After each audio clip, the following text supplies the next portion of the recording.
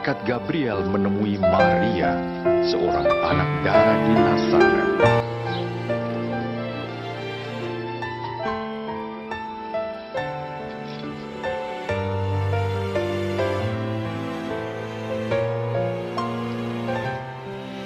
Jangan takut, sebab engkau beroleh kasih karunia dari Allah. Sesungguhnya engkau akan mengandung dan melahirkan seorang anak laki-laki dan menamai dia Yesus. Bagaimana mungkin? Aku masih perawan. Roh Kudus akan turun ke atasmu, dan anak itu akan disebut Anak Allah yang Maha Tinggi. Kerajaannya tidak akan berkesudahan. Maria pergi ke Yudea, mengunjungi Elisabet saudaranya yang juga mengandung secara ajaib. Elisabet, Maria.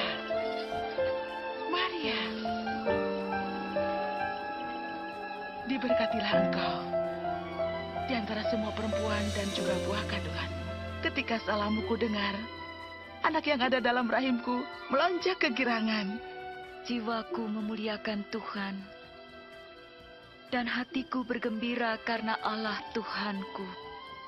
Segala keturunan akan menyebut aku berbahagia.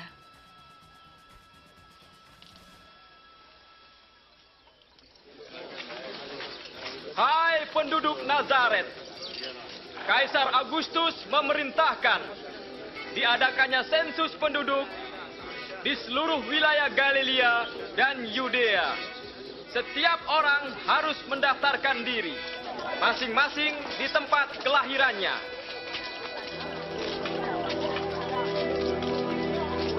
Bagaimana? Kita akan mencoba mencari tempat untuk beristirahat, Maria. Maria pun pergi ke Bethlehem untuk mendaftarkan diri bersama Yusuf tunangannya. Ternyata tidak ada tempat menginap bagi mereka, kecuali sebuah kandang yang hina.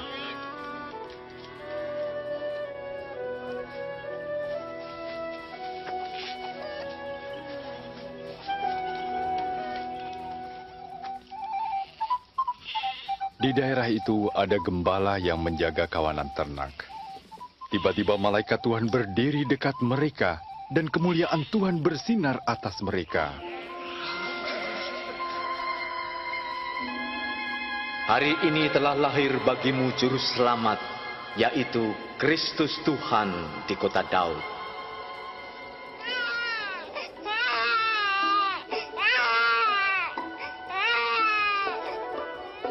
Mereka segera pergi melihat bayi yang sedang terbaring dalam palungan. Dan merekalah orang pertama yang mewartakan kabar baik tentang kelahiran Juru Selamat.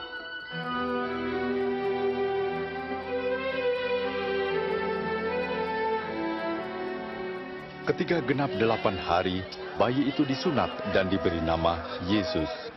Yusuf dan Maria membawanya ke Yerusalem untuk diserahkan kepada Tuhan. Di sana ada Simeon, seorang yang baik dan saleh, yang telah menerima janji bahwa ia tidak akan mati sebelum melihat Kristus. Tuhan, biarlah hamba-Mu ini pergi dalam damai sejahtera-Mu.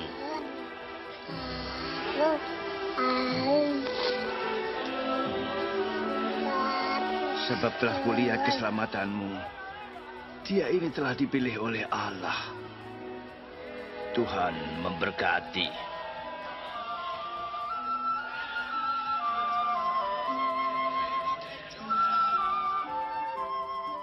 Setelah menyelesaikan ketentuan hukum Taurat di Yerusalem, mereka kembali lagi ke Nazaret.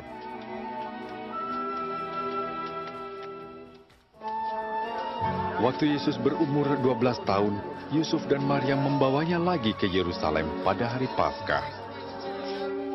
Namun waktu pulang, Yesus tertinggal di Bait Allah.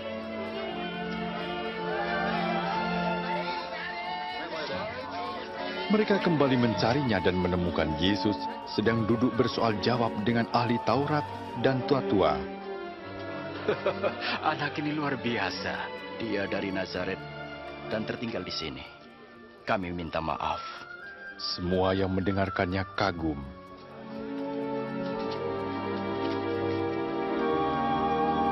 Anakku, mengapa kau berbuat seperti ini? Kami sangat cemas mencari engkau. Mengapa mencari aku? Tidakkah kamu tahu bahwa aku harus ada di rumah Bapakku?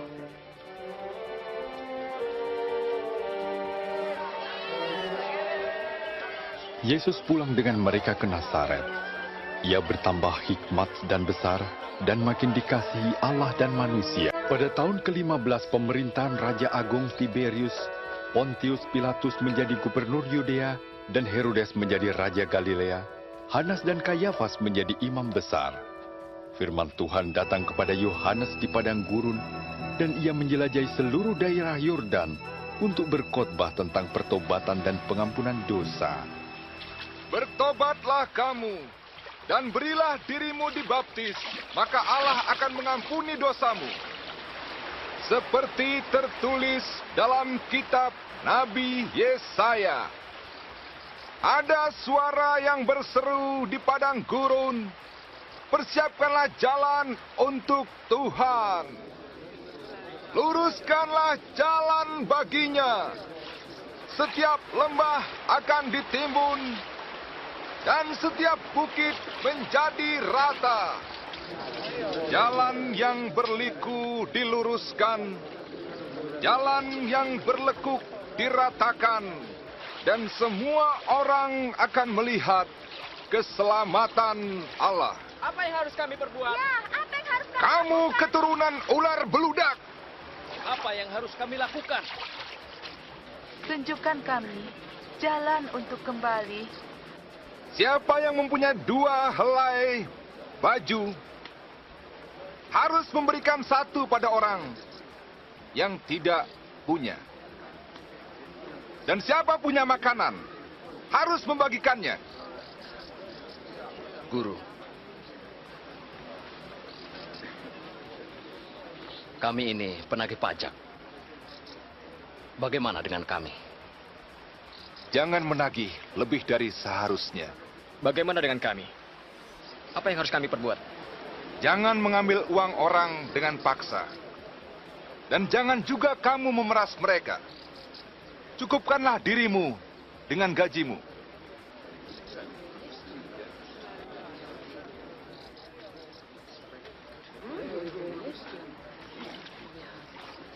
Katakan, engkaukah Kristus?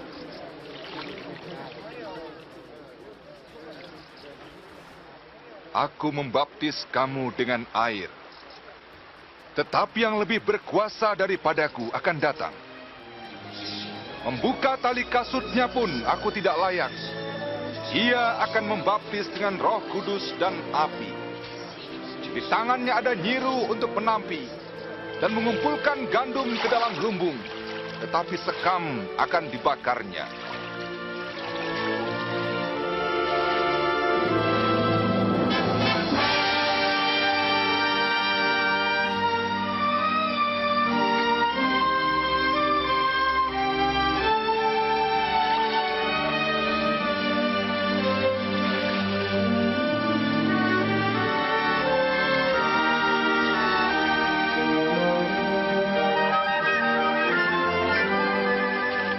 Kudus turun ke atas Yesus dalam rupa burung merpati.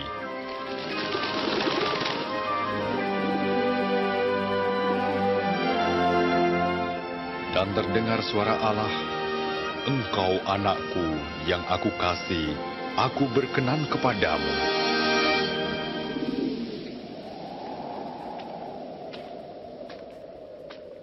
Yesus berumur 30 tahun ketika memulai pekerjaannya. Waktu meninggalkan sungai Yordan, Yesus penuh dengan Roh Kudus dan memimpinnya ke padang gurun. Di sana ia dicobai iblis selama 40 hari. Selama itu pula ia tidak makan apa-apa.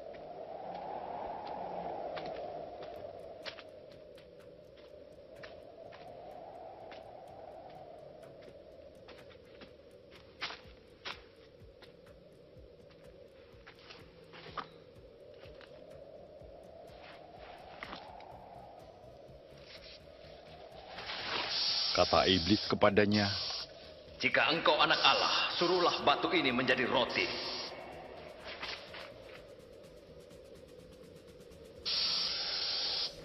Ada tertulis, manusia hidup bukan dari roti saja, tapi dari firman Allah.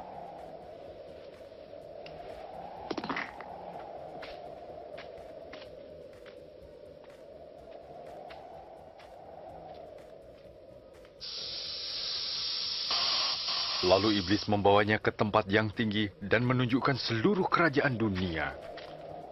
Aku berkuasa atas semua kekayaan dan kemuliaan itu, dan aku akan memberikannya kepadamu jika engkau sujud dan menyembah aku. Ada tertulis, sembahlah Tuhan Allahmu, dan pada Dia sajalah kau berbakti.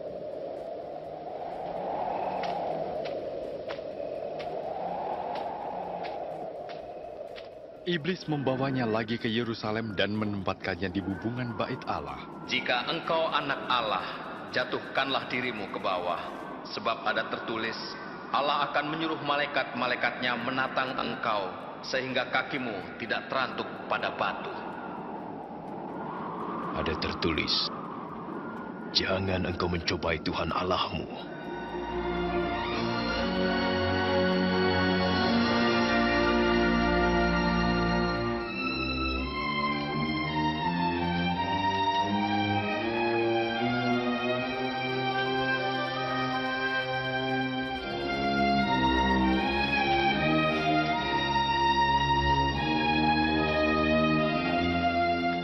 Dan ia kembali ke Nazaret, tempat ia dibesarkan.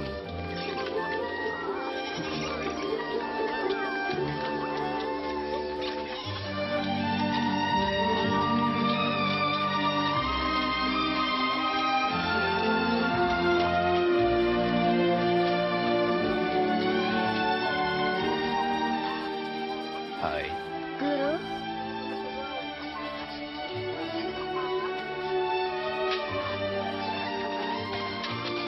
Pada hari Sabat, seperti biasanya, ia pergi ke sinagoge.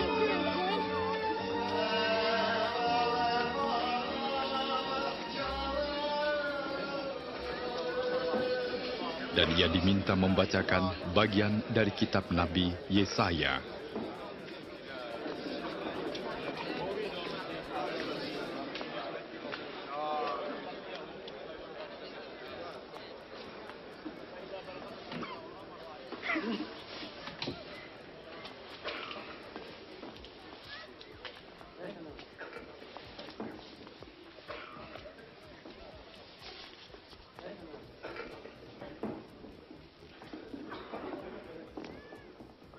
Roh Tuhan ada pada aku, dan aku memberitakan kabar baik pada orang-orang miskin.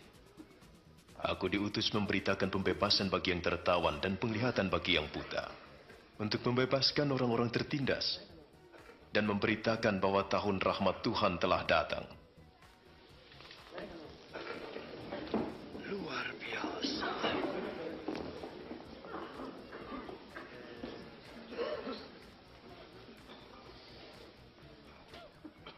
Sekarang genaplah nats ini, sewaktu kamu mendengarnya. Firman digenapi karena hanya Mesias yang dapat menggenapi janji itu. Bagaimana kami tahu? Tentu kamu akan berkata kepadaku, Tabib, sembuhkanlah dirimu sendiri. Juga kamu akan berkata, perbuatlah di tempat asalmu ini segala yang telah kau buat di Kapernaum. Sesungguhnya, tidak ada nabi yang dihargai di tempat asalnya. Dengan demikian Yesus menyatakan dirinya Mesias yang diurapi, juru selamat manusia. Orang-orang Yahudi menolaknya. Mereka bermaksud mendorong Yesus ke jurang, tetapi Yesus menerobos mereka dan pergi.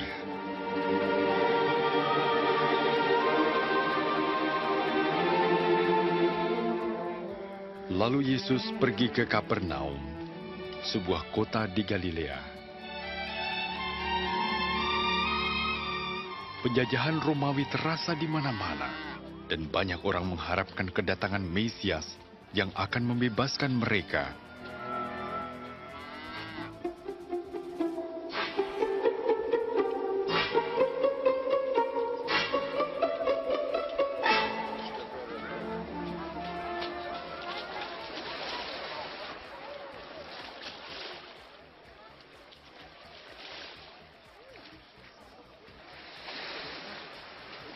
Salam bagimu. Kepadamu juga. Bolehkah aku naik, Simon? Silahkan. Ia tidak meninggalkan kita, bukan? Ajarlah kami, bicaralah pada kami. Bicaralah. Yesus, bicaralah.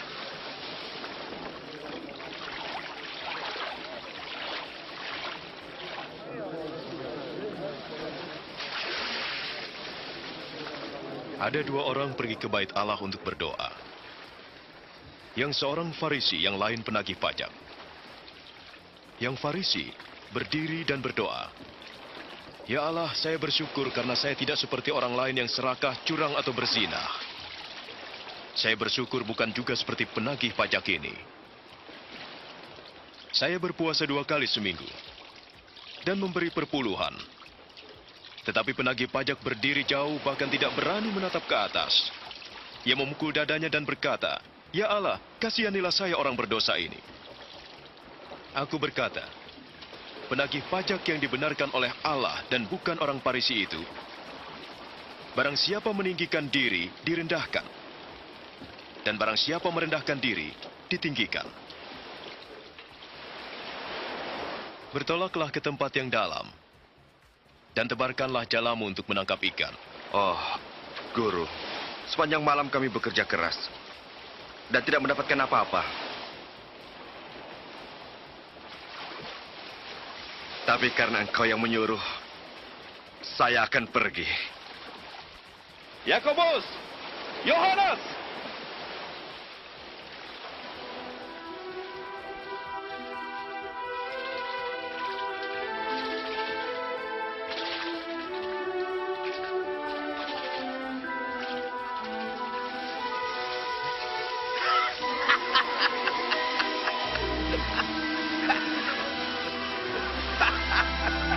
Yakobus, Yohanes, bawalah perahumu dan tolonglah kami.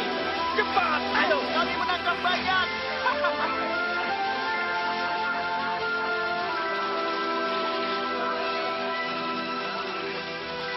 Sudah cukup. Cukup.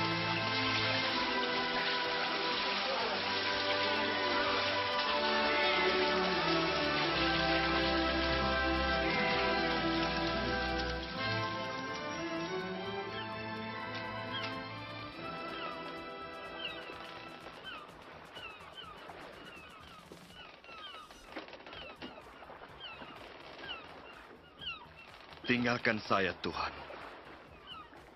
Saya orang berdosa. Jangan takut. Sekarang kau jadi penjala manusia.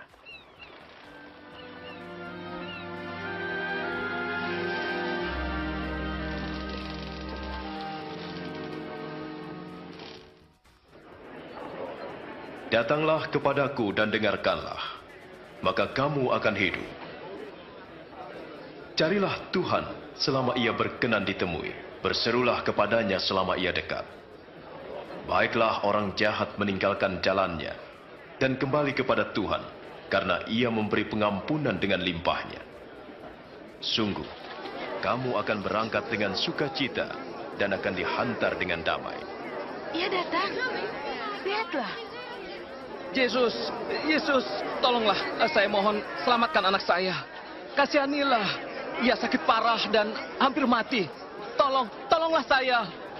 Yairus, maaf. Yesus, anakmu sudah mati. Jangan lagi mengganggu guru. Jangan takut. Percaya saja, ia akan sembuh.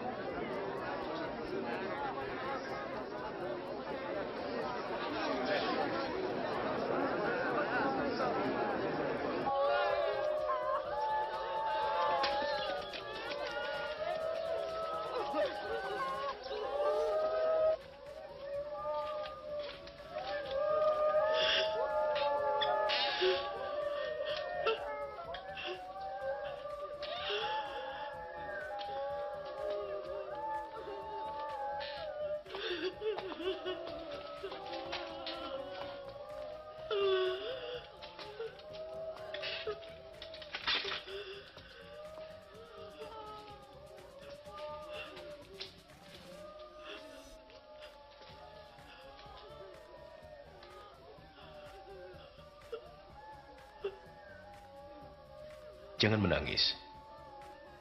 Dia tidak mati, hanya tidur.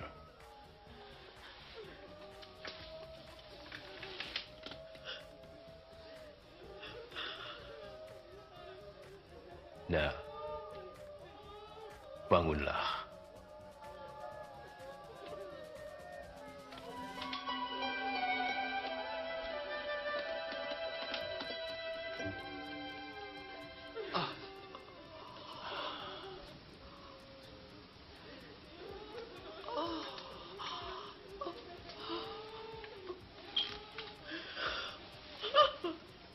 Beri ia makan. Aku minta, jangan ceritakan pada orang lain.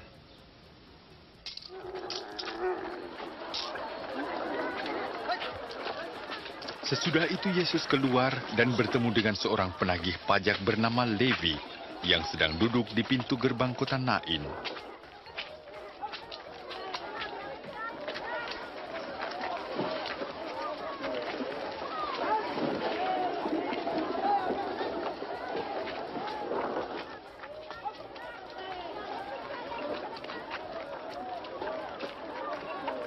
Ikutlah aku.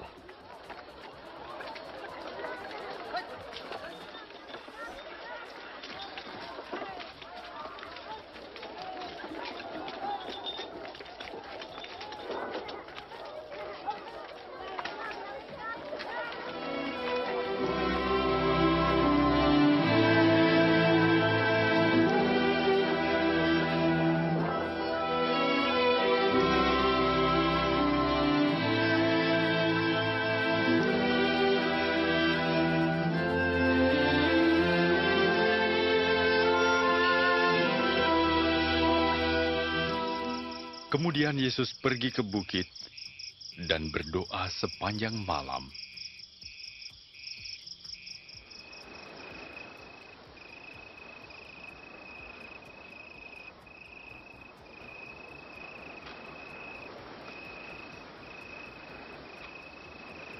Ketika hari siang, ia memilih 12 orang yang disebut rasul.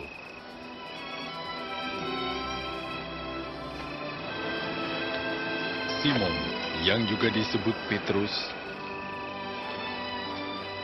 dan Andreas, saudaranya, Yakobus,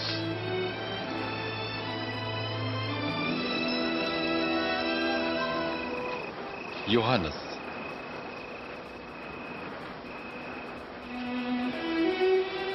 Filipus, Bartolomeus, Matius,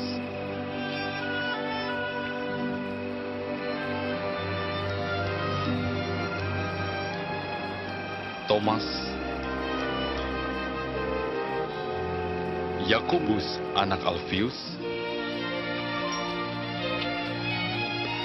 Simon dari golongan Selot, Yudas saudara Yakobus, dan Yudas Iskariot yang mengkhianatinya.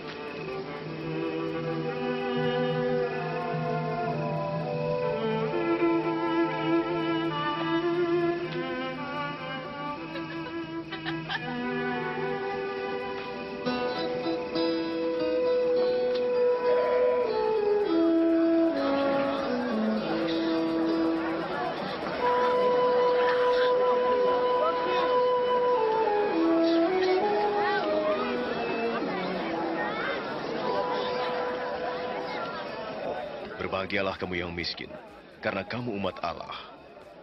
Dan kamu yang sekarang lapar akan dikenyangkan.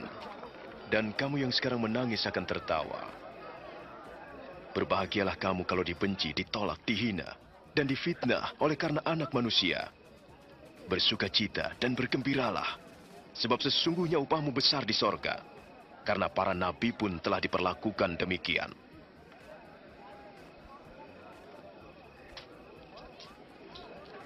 Enam belas, 17, 18, 19, 20. Sudah habis. Apa? Sudah habis? Celakalah kamu yang kaya, sebab kamu telah menikmatinya.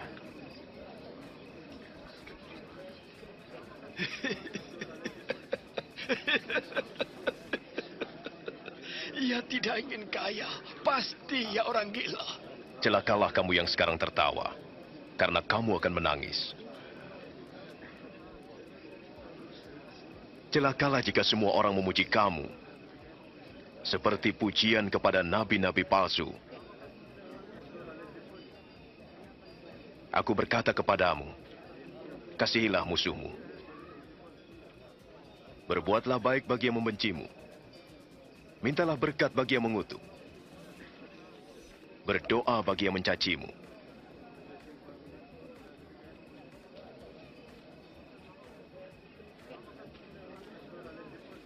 Kalau pipi kirimu ditampar, berikan juga pipi kanan.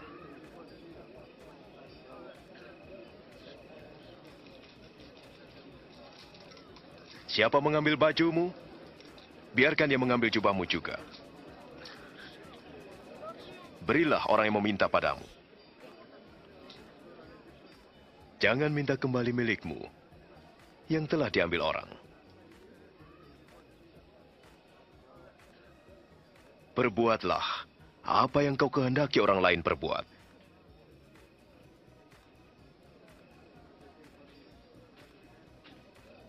Kalau hanya mengasihi orang yang mengasihi kamu, apakah jasamu? Orang berdosa pun melakukannya. Kalau kamu hanya berbuat baik kepada orang yang berbuat baik, apakah jasamu? Orang berdosa pun melakukannya. Bagaimana mungkin ia menjamahnya? Bagaimana mungkin ia berbicara kepadanya? Menjijikkan.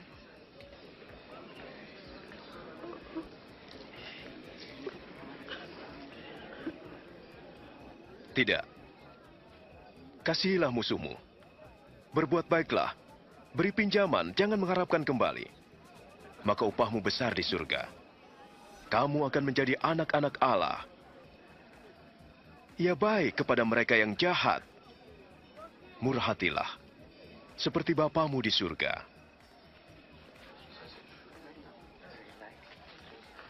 Selamatkan kami, Yesus. Jangan menghakimi agar kamu tidak dihakimi. Janganlah menghukum, supaya tidak dihukum. Ampunilah, dan kamu akan diampuni. Pimpin kami di jalan-Mu, Tuhan. Berilah, dan kamu akan diberi.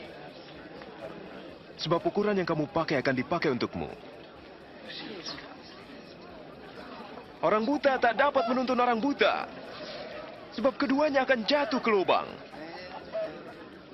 Mengapa engkau melihat selumbar di mata saudaramu, tapi balok di matamu tidak? Tuntunlah kami, Tuhan. Kami perlu Kau sekarang, Tuhan. Berbahagialah wanita yang melahirkan dan menyusui Engkau. Lebih berbahagia orang yang mendengarkan firman dan mentaatinya. Saya mau mengenal dia. Apakah kau pikir ia Mesias?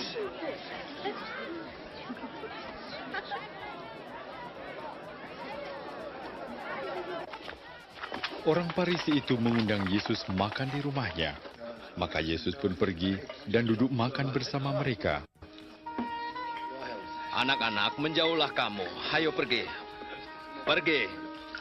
Mereka berusaha mendapat perhatian. Apa yang dilakukannya di sini? Saya tidak tahu.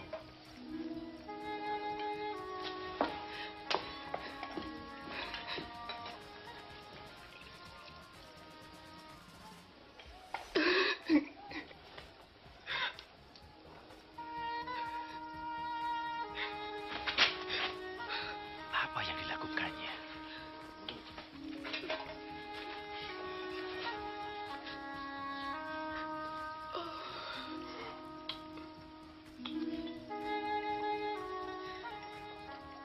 Jika ia benar-benar nabi, ia tentu tahu siapa wanita itu.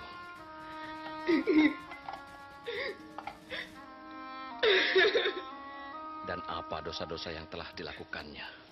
Saya tahu orang ini Simon. Dengarkanlah aku. Ada dua orang berhutang kepada seseorang. Masing-masing 500 dan 50 dinar. Karena tidak sanggup membayar, hutang keduanya dihapus. Manakah yang lebih bersyukur? Menurut saya, orang yang paling banyak hutangnya. Engkau benar. Lihat wanita ini. Aku masuk ke rumahmu, dan kau tidak memberi air untuk membasuh kakiku. Tapi ia membasuhnya dengan air mata dan menyeka dengan rambutnya. Engkau tidak mencium aku, tetapi ia terus mencium kakiku. Engkau tidak meminyaki kepalaku, tapi ia meminyaki kakiku. Sesungguhnya, kasihnya yang besar menunjukkan bahwa dosanya yang banyak telah diampuni. Sebab orang yang sedikit diampuni, sedikit juga berbuat kasih.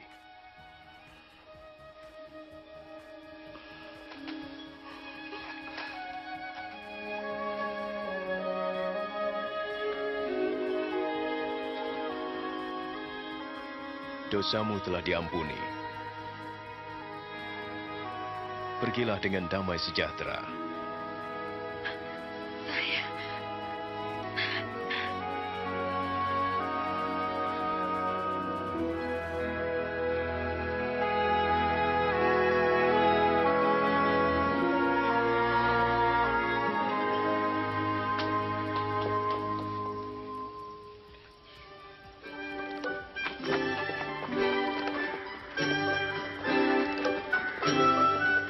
Yesus berkeliling untuk memberitakan Injil dan ke-12 murid mengikutinya. Juga beberapa wanita yang telah dibebaskan dari roh jahat. Maria yang disebut Magdalena, Yohana istri Kusa, bendahara Herodes, dan Susana.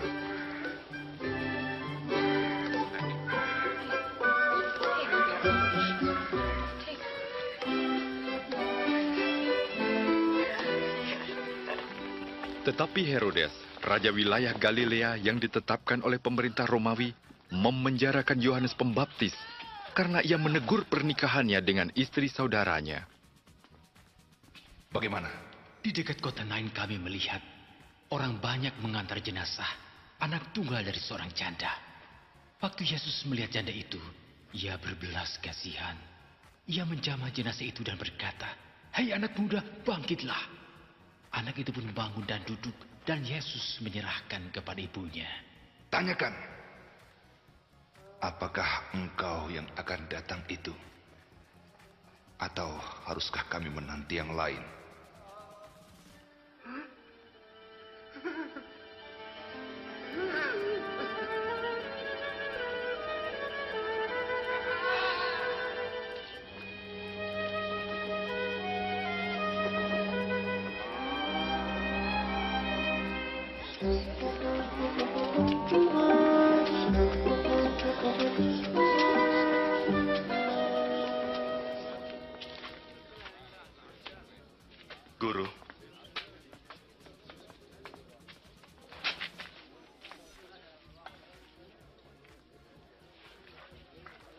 Guru, Yohanes menyuruh kami bertanya, apakah engkau yang akan datang itu?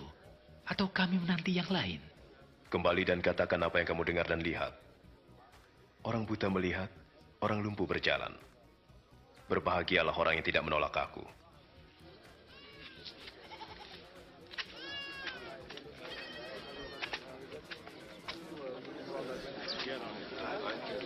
Angkat aku, Ayah. Ayo ku angkat. Kau melihatnya? Ya, aku melihat Yesus. Seorang petani pergi menabur benih. Sebagian benih jatuh di pinggir jalan lalu diinjak orang. Dan burung-burung memakannya. Ada yang jatuh di tempat berbatu. Kemudian tumbuh sebentar lalu layu karena tidak subur. Ada yang jatuh di semak duri. Tumbuh tapi terhimpit. Lalu mati. Ada juga yang jatuh di tanah subur. Lalu tumbuh dan menghasilkan buah 100 kali lipat. Guru, apa arti perumpamaan bagi orang banyak itu? Kamu diberi karunia mengetahui rahasia kerajaan Allah. Tetapi kepada mereka diajar dengan perumpamaan, agar sekalipun mereka melihat dan mendengar, tapi tidak mengerti.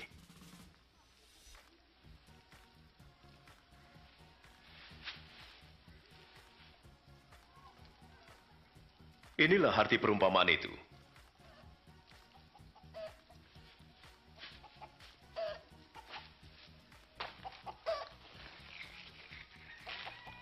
Benih itu ialah firman Tuhan. Yang jatuh di pinggir jalan yaitu orang yang mendengarkannya.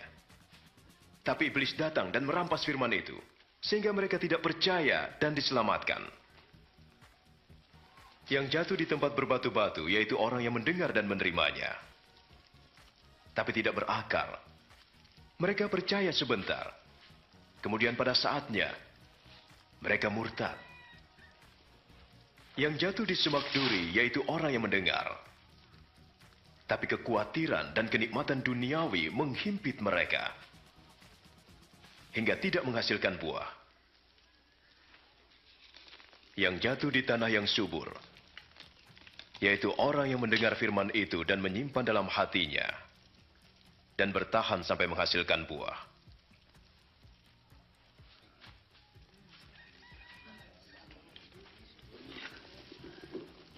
Tak ada orang menyalakan lampu lalu menutupnya atau menaruh di bawah tempat tidur, melainkan menaruhnya di atas, sehingga orang melihat cahayanya ketika masuk rumah. Sebab semua yang tersembunyi akan kelihatan, dan semua yang dirahasiakan akan terlihat dalam terang. Sebab itu perhatikanlah baik-baik, siapa yang mempunyai kepadanya akan diberi. Tetapi yang tidak mempunyai, daripadanya akan diambil. Guru, ibu dan saudara-saudaramu ada di luar. Mereka ingin bertemu. Ibuku dan saudaraku ialah mereka yang mendengar firman Allah dan melakukannya.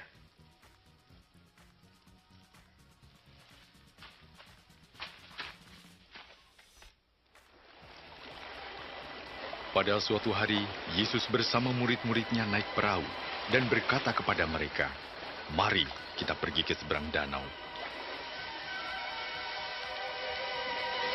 Sementara berlayar, Yesus tertidur.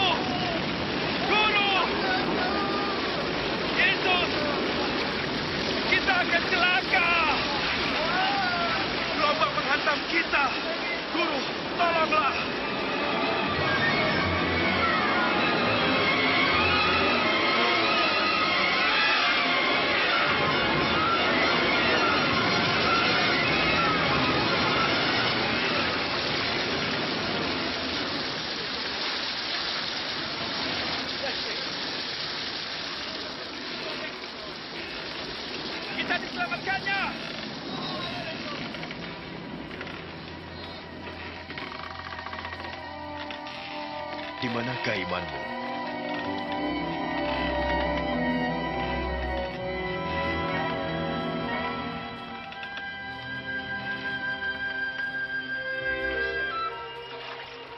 Dan mereka pun berlayar ke Gerasa di seberang danau Galilea.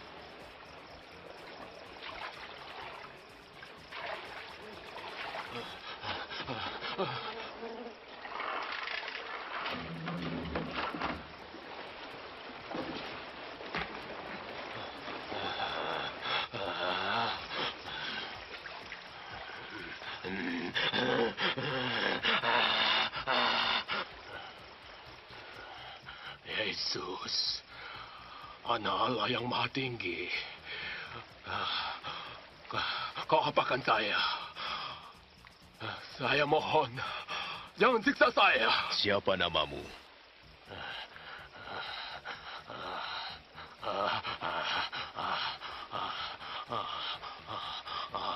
Legion. Tuhan, kami mohon, jangan usir kami ke jurang maut. Biarkan kami masuk ke dalam babi-babi itu.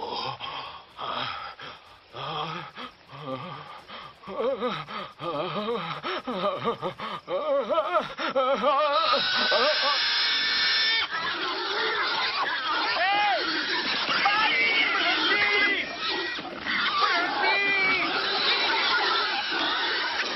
roh-roh jahat meninggalkan orang itu Kembali! dan masuk ke babi-babi itu.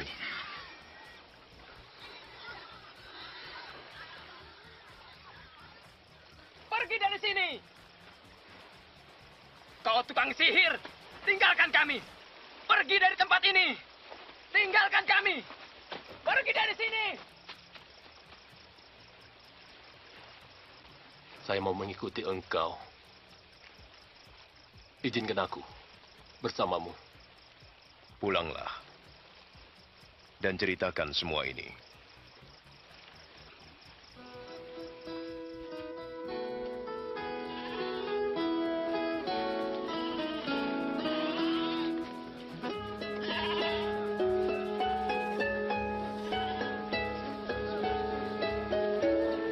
Yesus dan murid-muridnya menyingkir ke Betsaida.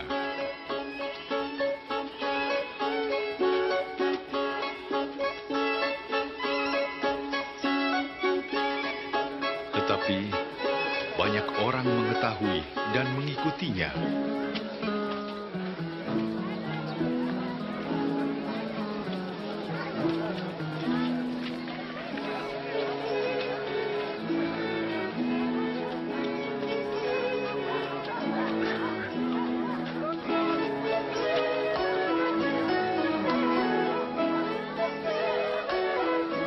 Menjelang malam, Petrus berkata, Guru, suruhlah mereka pulang, supaya mereka pergi ke desa-desa sekitar sini yang terdekat, untuk mendapatkan makanan dan penginapan. Tempat ini sunyi.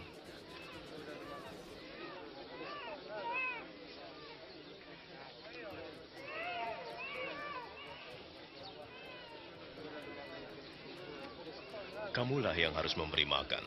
Kita hanya punya 5 potong roti dan 2 ikan.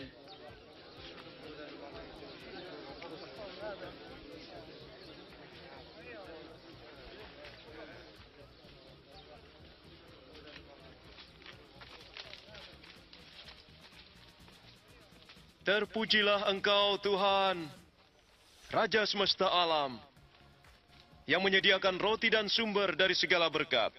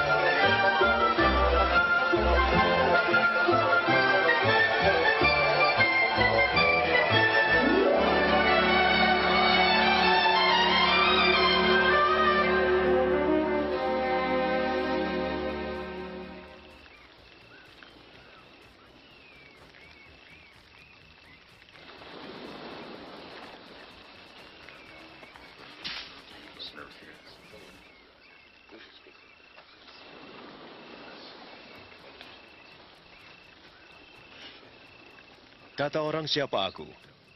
Ada yang mengatakan Yohanes Pembaptis, yang lain mengatakan engkau Elia, dan yang lain lagi mengatakan engkau salah satu nabi yang hidup kembali. Menurut kamu, siapa aku?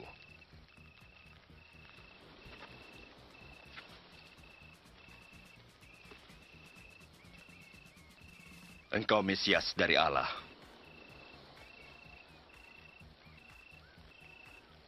Jangan katakan pada siapapun. Anak manusia harus menderita dan ditolak. Ia akan dibunuh. Namun akan bangkit pada hari ketiga.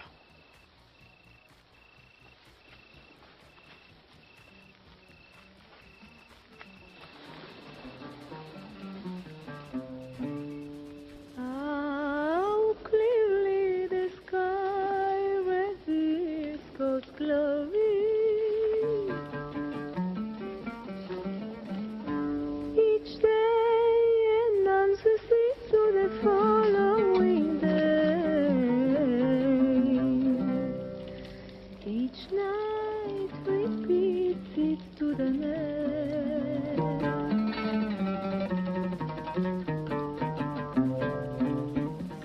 Adakah yang mau mengikut aku? Saya mau ikut engkau, Tuhan. Tapi izinkan saya pulang untuk pamit pada keluarga. Orang yang siap membajak tetapi menengok ke belakang tidak layak bagi kerajaan Allah.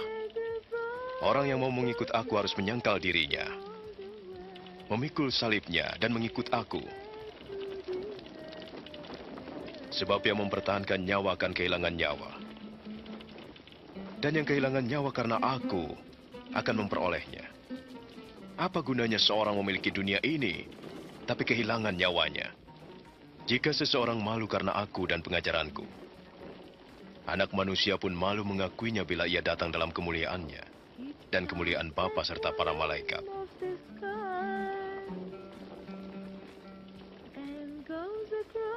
Ketahuilah, ada di antara kamu yang tidak akan mati sebelum melihat kerajaan Allah.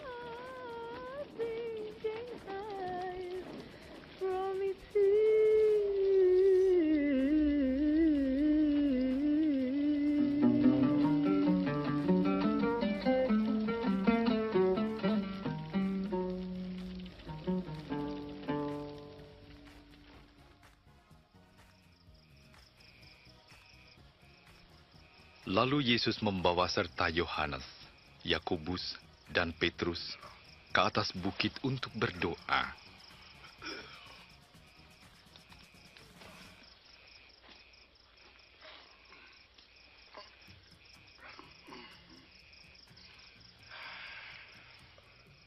Sementara ia sedang berdoa, wajahnya bersinar-sinar dan jubahnya menjadi putih berkilauan.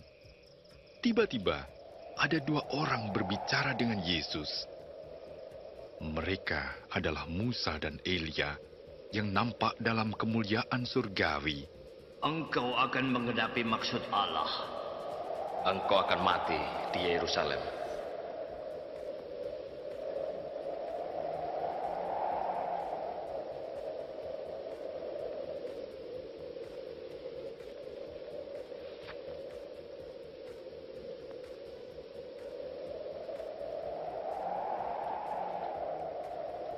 Setelah mereka pergi, Petrus berkata kepada Yesus, Guru,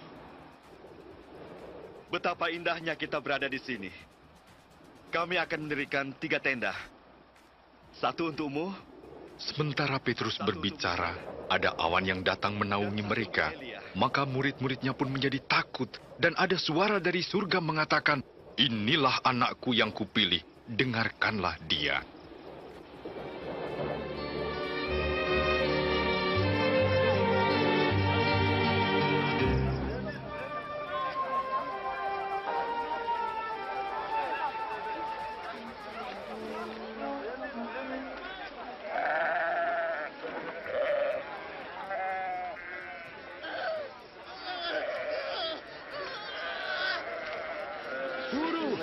Guru, saya mohon engkau melihat anak saya.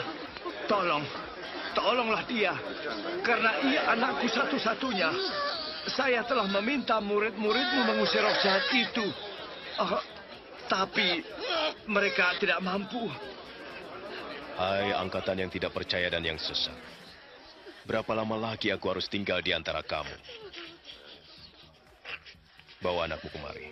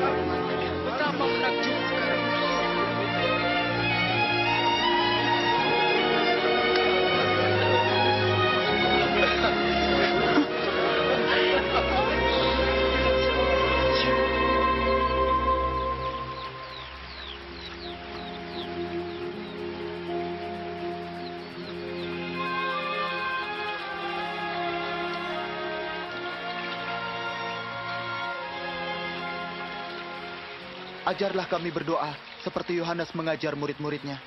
Bila kamu berdoa, katakanlah, Bapa kami yang di sorga, dikuduskanlah namamu, datanglah kerajaanmu, jadilah kehendakmu di bumi seperti di sorga.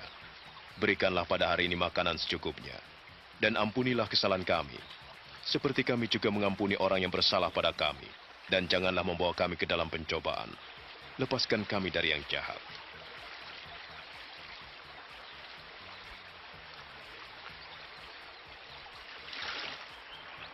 Mintalah, maka kamu akan diberi. Carilah, maka kamu akan mendapat. Ketoklah, maka pintu akan dibukakan bagimu.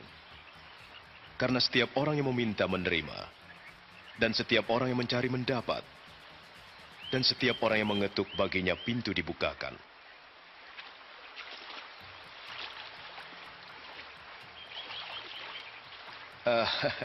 Adakah di antara kamu bapak-bapak yang memberi anaknya ular ketika ia minta ikan? Atau kalajengking ketika ia minta telur?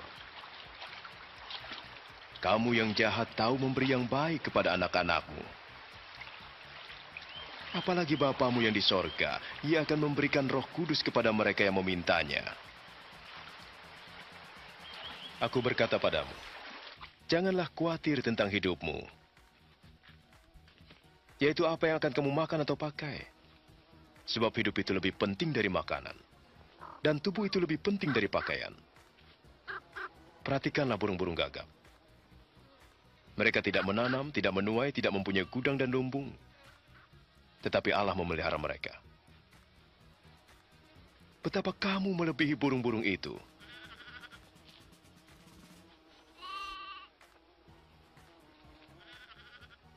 Siapa yang karena kekhawatirannya dapat menambah sehasta jalan hidupnya? Jika kamu tidak sanggup melakukan hal terkecil, mengapa khawatir tentang hal lain? Perhatikan bunga bakung, bagaimana ia tumbuh.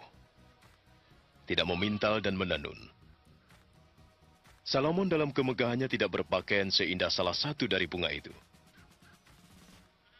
Jika Allah mendandani rumput yang hari ini ada dan besok dibuang ke dalam api, terlebih lagi terhadap kamu, hai orang yang kurang percaya. Tambahkanlah iman kami. Jika kamu punya iman sebesar biji sesawi, kamu dapat berkata kepada pohon ara ini, tercabutlah engkau dan tertanamlah di laut. Ia akan taat padamu.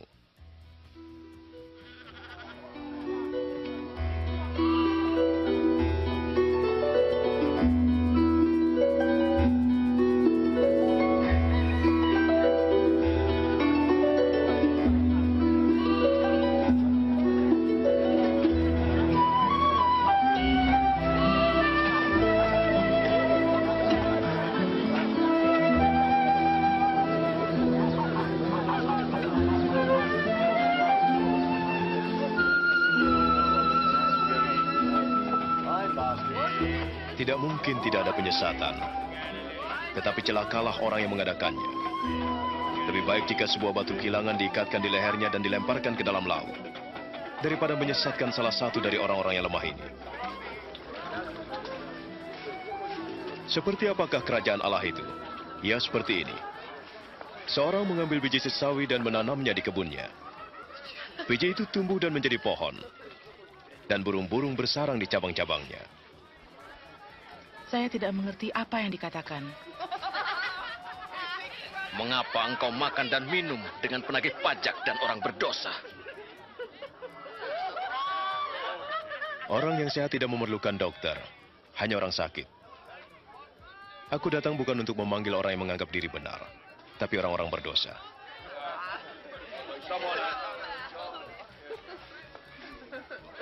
Jelaskan lagi tentang kerajaan Allah.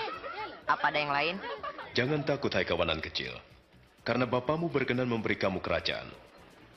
Jualah segala milikmu dan berikan sedekah. Buatlah bagimu pundi-pundi yang tidak dapat menjadi tua, suatu harta di surga yang tidak akan habis. Sebab tidak ada pencuri yang mengambilnya, dan ngengat tidak merusaknya. Karena di mana hartamu berada, di situ juga hatimu.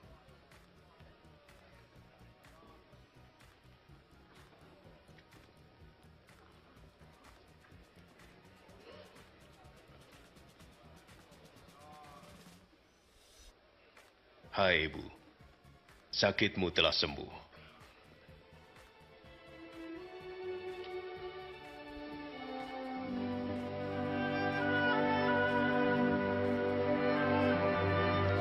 Lihat, lihat, ia sembuh. Ini suatu mujizat. Lihat, ia sembuh. Mari, lihatlah. Puji Tuhan. 18 tahun. Allah menyertai-mu, Guru. Ada 6 hari untuk bekerja. Jadi datanglah pada salah satu hari itu untuk disembuhkan. Dan jangan pada hari Sabat. Hai orang-orang munafik. Setiap orang melepaskan lembu atau keledai dari kandangnya pada hari Sabat dan membawanya ke tempat minuman. Sekarang di sini ada seorang wanita keturunan Abraham yang sudah 18 tahun terikat oleh iblis. Apakah ia tidak boleh dilepaskan pada hari Sabat?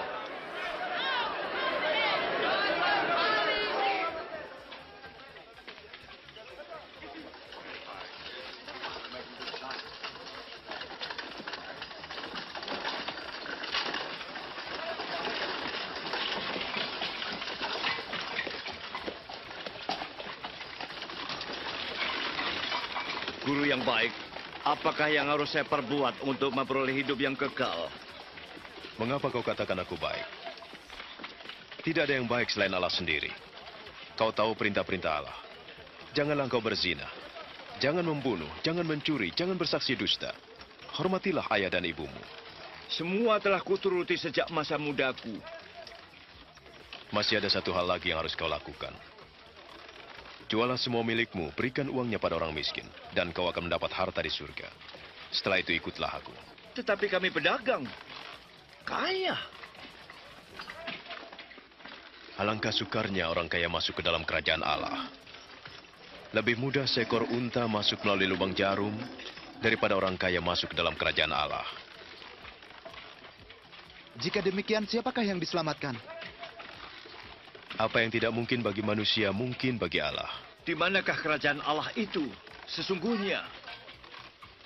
Kerajaan Allah tidak dapat dilihat. Tidak ada yang berkata, lihat, ia di sana atau ia di sini. Sebab kerajaan Allah ada dalam dirimu. Akan tiba waktunya kamu ingin melihat satu daripada hari-hari anak manusia, tetapi kamu tak akan melihatnya. Sebab sama seperti kilat memancar dari ujung ke ujung, demikianlah kelak anak manusia pada hari kedatangannya. Tetapi ia harus menanggung banyak penderitaan dahulu dan ditolak oleh angkatan ini.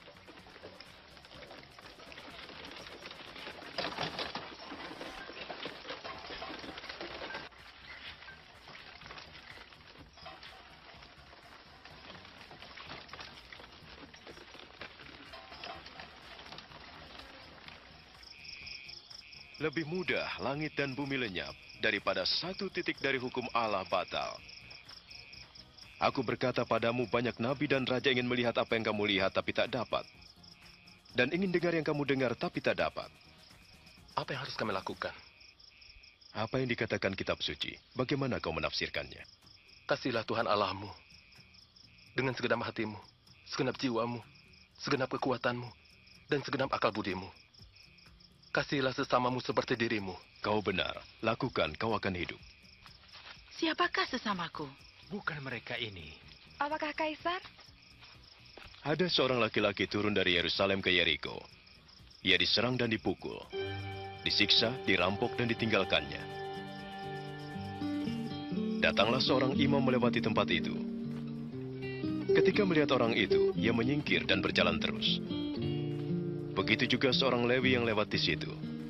Ia melihat orang itu, tetapi ia pun berjalan terus. Lalu datang seorang Samaria melewati tempat itu. Ketika melihat orang itu, hatinya penuh belas kasihan. Ia mendekati, membersihkan lukanya dengan minyak, anggur, dan membalutnya. Kemudian ia menaikkannya ke atas keledai dan membawanya ke penginapan, dirawatnya. Keesokan harinya ia memberikan 2 keping uang perak pada pemilik penginapan dan berkata, "Rawatlah dia. Saya akan membayar semua ongkosnya." Manakah di antara ketiga orang itu yang telah bertindak sebagai sesama orang yang dirampok itu? Orang yang telah menolongnya. Nah, pergi dan perbuatlah seperti itu. Biarlah anak-anak itu datang kepadaku dan jangan melarang mereka. Orang seperti inilah yang punya kerajaan Allah. Sesungguhnya aku berkata padamu, barang siapa tidak menyambut kerajaan Allah seperti seorang anak kecil, tidak akan masuk ke dalamnya. Siapa menyambut anak-anak ini dalam namaku, menyambut aku. Dan siapa menyambut aku, menyambut Bapa yang mengutus aku. Siapa yang terkecil di antaramu, ialah yang terbesar.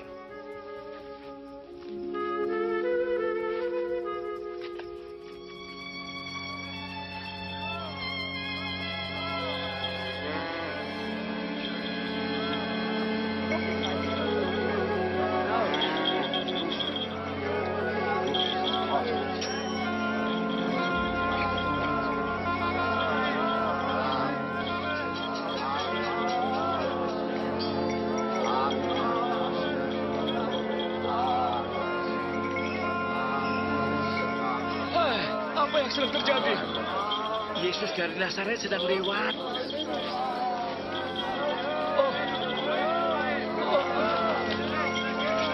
Yesus! Ya, Yesus! Anak Daud, kasihanilah kami!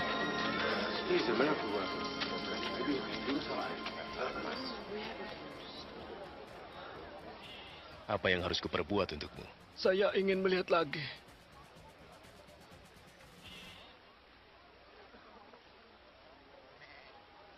Melihatlah. Imanmu telah menyembuhkanmu. Saya dapat melihat. Saya dapat melihat. Saya sembuh.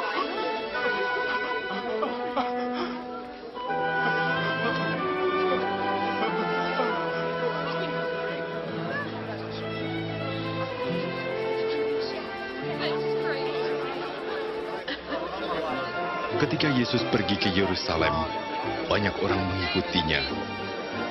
Mereka minta kepada Yesus agar berkenan menunjukkan jalan keselamatan dan mengajar mereka tentang kerajaan Allah.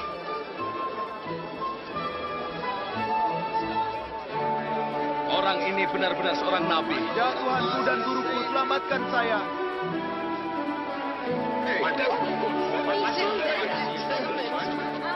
Oh Tuhan, selamatkan kami. Selamatkan. Puji Tuhan. Tunjukkanlah jalan yang benar ya Tuhan. Banyak orang mulai menerima Yesus sebagai Tuhan dan Guru. Sakeus, penagih pajak dari Yeriko, ingin melihat Yesus, lalu memanjat pohon. Itu penagih pajak. Turunlah, Sakeus, karena aku harus tinggal di rumahmu hari ini. Di rumahku? Dia mau ke rumah Sakeus? Bagaimana Sakeus mengenal Yesus?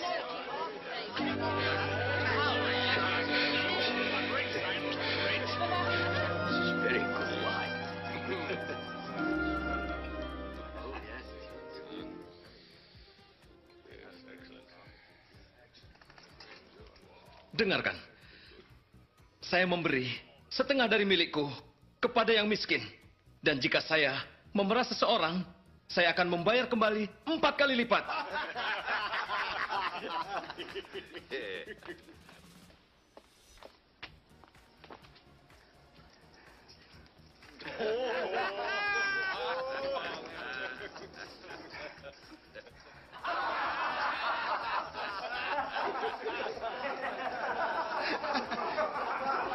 Saya tidak percaya bahwa seorang penagih pajak membayar kembali pajaknya. Tidak mungkin.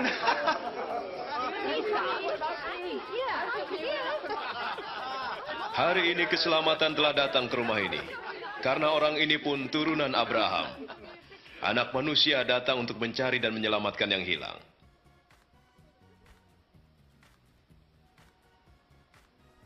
Dengarkan. Sekarang kita pergi ke Yerusalem. Dan semua yang ditulis para nabi tentang anak manusia akan digenapi. Ia akan diserahkan pada orang-orang kafir. Ia akan diolok. Ia akan dihina dan diludahi.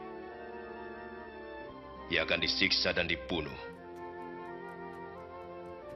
Tapi pada hari ketiga, ia akan bangkit.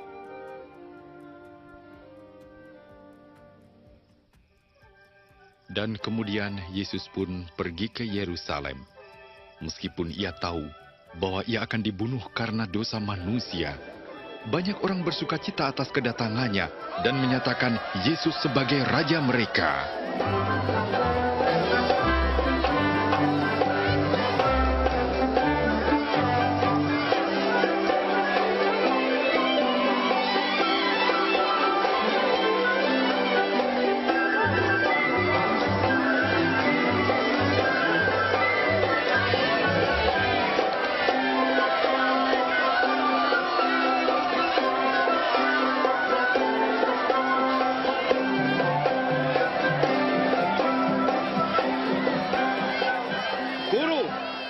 Murid-muridmu diam. Aku berkata kepadamu, jika mereka diam, batu-batu ini akan berteriak. Hosana, Hosana, Hosana.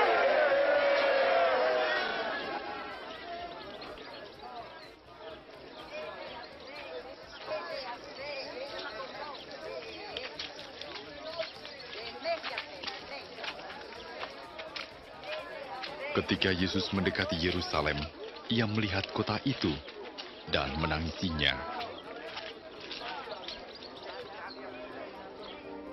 Jika hari ini engkau mengerti apa yang perlu untuk damai sejahtera tetapi gagal melihatnya,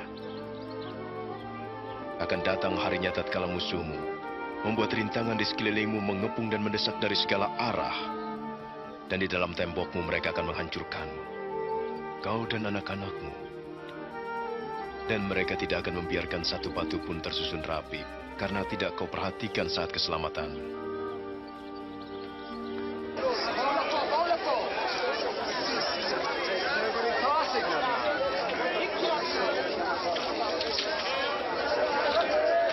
Bait suci di Yerusalem sebagai tempat ibadah kini berubah menjadi tempat berdagang.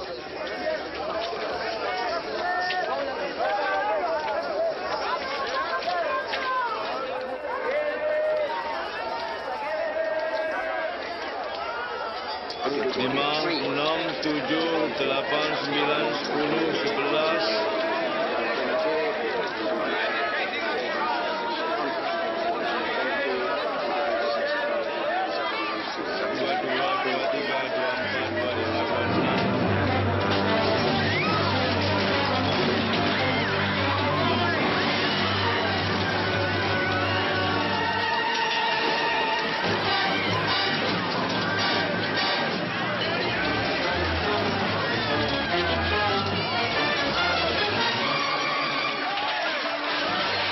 Tertulis, rumahku adalah rumah doa. Kamu jadikan sarang penyamun. Dia melepaskan binatang-binatangku. Hentikan dia, hentikan dia.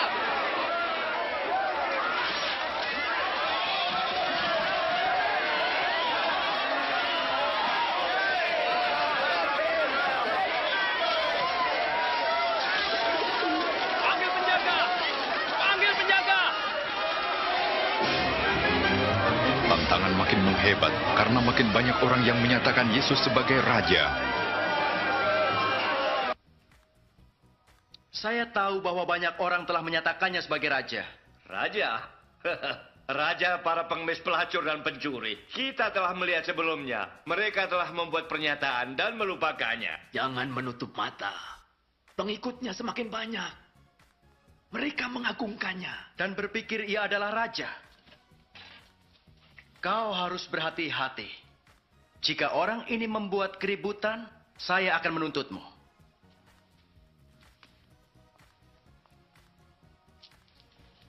Mungkin ia benar. Kini saatnya menghadapi dia. Makin banyak kalangan ahli Taurat dan orang Farisi yang munafik dikecam Yesus, sehingga makin bertambah banyak orang Yahudi yang menjadi pengikutnya. Di bait suci, Yesus melihat seorang janda miskin memberikan persembahan 2 peser. Itu terlalu sedikit. Dapatkah engkau memberi lebih? Aku berkata padamu, janda ini memberi lebih banyak daripada yang lain. Sebab mereka telah memberi dari kelimpahannya.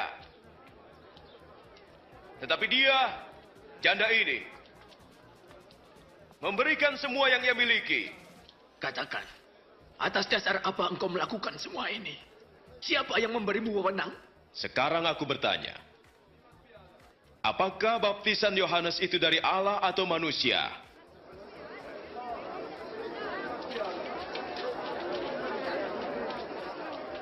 Apa jawaban kita? Jika kita katakan dari Allah, ia akan berkata, mengapa kamu tidak percaya? Tapi kalau kita katakan dari manusia, kita akan dilempari. Sebab mereka yakin bahwa Yohanes adalah nabi. Kami tidak tahu dari mana asalnya. Aku juga tidak mau mengatakan atas dasar apa kulakukan ini.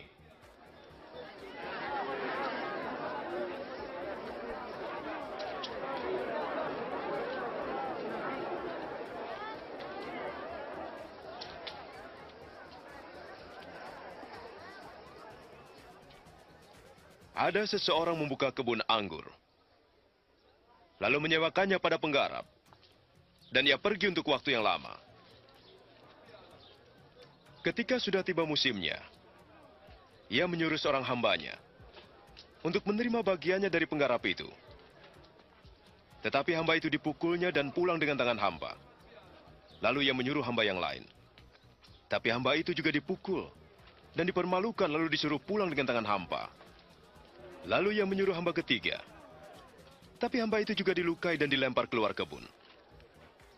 Maka kata pemilik kebun anggur itu, apa yang harus kuperbuat? Kusuruh anakku yang kukasihi. Pasti mereka menghormatinya. Tetapi ketika mereka melihatnya, mereka berkata, dia ini ahli warisnya. Mari kita membunuhnya supaya kita mendapat warisannya. Kemudian? Lalu mereka menyeretnya keluar kebun dan membunuhnya. Sekarang apa yang akan dilakukan pemilik kebun anggur terhadap mereka? Ia akan membunuh mereka dan memberikan kebun itu pada orang lain. Sekarang apa arti nats ini? Batu yang dibuang oleh tukang-tukang bangunan telah menjadi batu yang terpenting. Semua orang yang jatuh pada batu itu akan hancur. Dan siapa yang ditimpa batu itu akan tergilas menjadi debu. Guru, kami tahu bahwa apa yang engkau katakan dan ajarkan itu benar. Kami tahu bahwa engkau tidak memandang orang, tetapi engkau mengajar kebenaran tentang kehendak Allah untuk manusia. Katakanlah, apakah kami boleh membayar pajak kepada Kaisar Romawi atau tidak? Hati-hati Tuhan, ia menjebak. Perlihatkan padaku sekeping uang.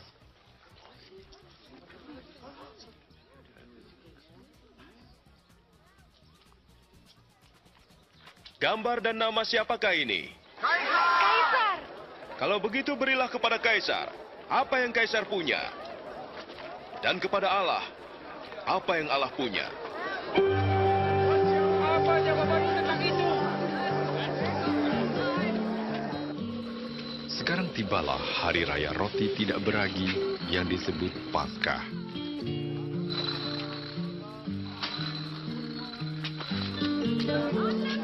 Yesus menyuruh Petrus dan Yohanes untuk pergi mempersiapkan perjamuan Paskah.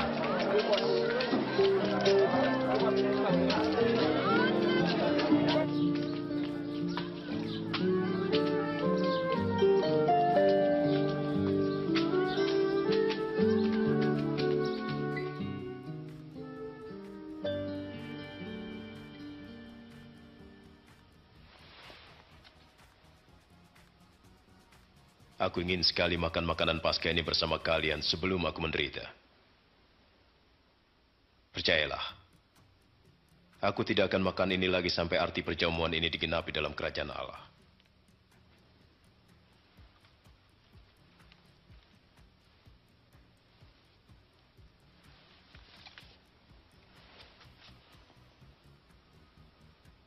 Terpujilah Engkau ya Tuhan Allah kami, Raja semesta alam, yang memberkati pokok anggur.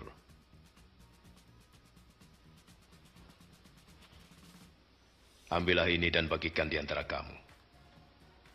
Aku berkata padamu, aku tak akan minum lagi anggur ini sampai kerajaan Allah datang.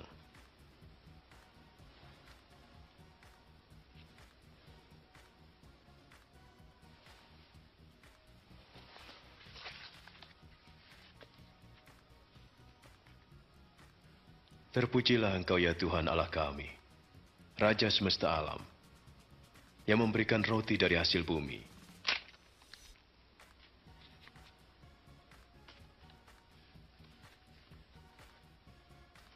Inilah tubuhku yang diserahkan bagi kamu. Jadikan ini peringatan akan aku.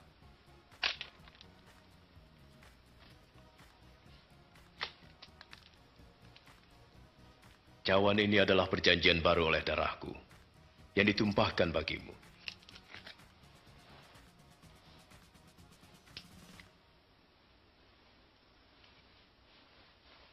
Tapi lihat, tangan orang yang menyerahkan aku ada bersamaku di meja ini.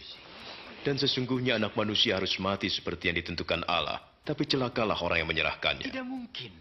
Tidak mungkin. Mana mungkin? Siapa pengkhianat itu, Tuhan?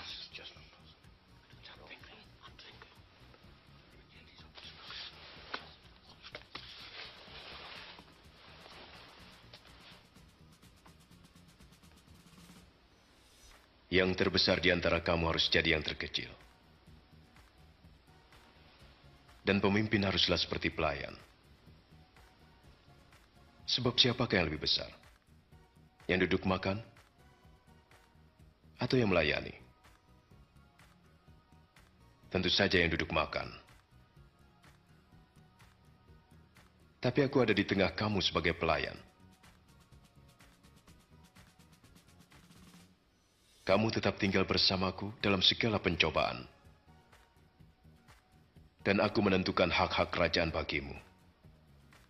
Sama seperti Bapakku menentukannya bagiku. Kamu akan makan dan minum semeja denganku dalam kerajaanku. Dan kamu akan duduk di atas tahta untuk menghakimi ke-12 suku Israel. Jadi pengkhianat itu tak ada? Simon, Simon, lihat. Iblis telah menuntut untuk menampik kamu. Untuk memisahkan yang baik dari yang buruk seperti petani memisahkan gandum dari sekamnya. Tapi aku telah berdoa untukmu, supaya imanmu jangan gugur. Dan jika engkau sudah insaf, kuatkanlah saudara-saudaramu. Tuhan, saya bersedia masuk penjara dan mati bersama-sama dengan engkau. Ingatlah Petrus, sebelum ayam berkokok hari ini, engkau sudah 3 kali menyangkali aku.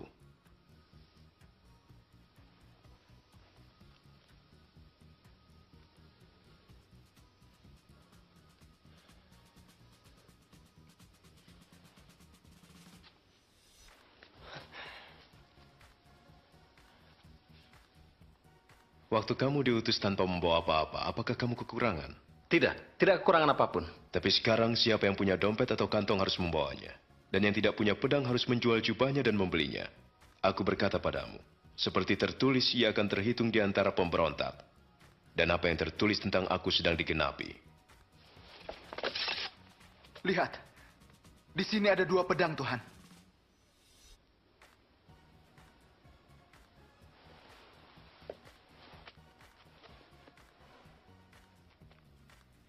Itu cukup. Mahkamah agama bersidang dan mencari upaya menangkap Yesus.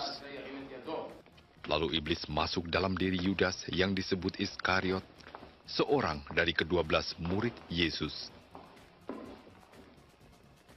Lalu pergilah Yudas Iskariot kepada imam-imam kepala untuk menyerahkan Yesus. Yesus meninggalkan Yerusalem dan pergi ke Bukit Zaitun untuk berdoa.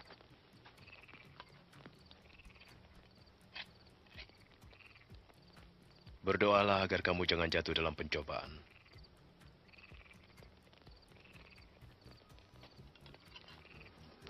Yudas menjual Yesus dengan 30 keping perak. Yesus mengetahui bahwa saat kematiannya bagi dosa-dosa manusia sudah hampir tiba. Lalu ia berdoa.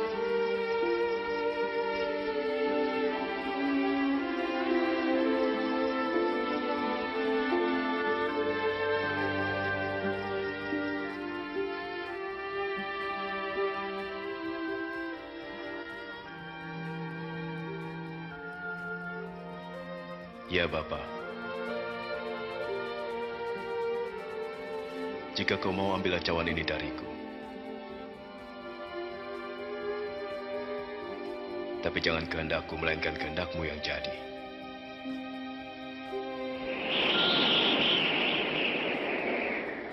Ada malaikat dari surga memberikan kekuatan pada Yesus. Karena begitu berat beban yang ditanggungnya, sehingga peluhnya menetes bagaikan titik-titik darah.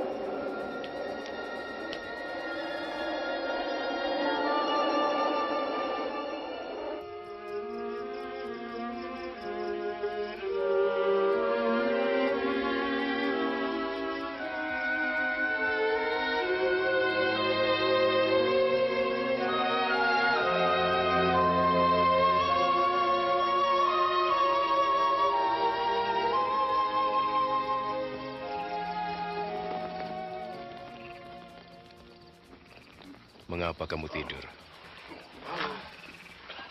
Bangunlah. Dan berdoa supaya jangan jatuh dalam pencobaan.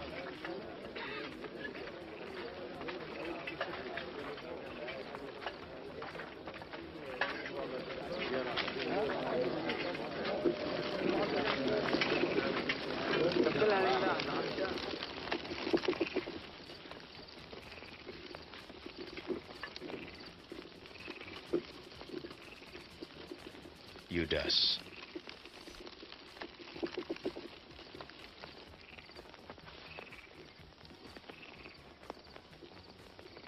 Apakah dengan ciuman kau serahkan anak manusia? Tuhan, bolehkah kami menyerang dengan pedang?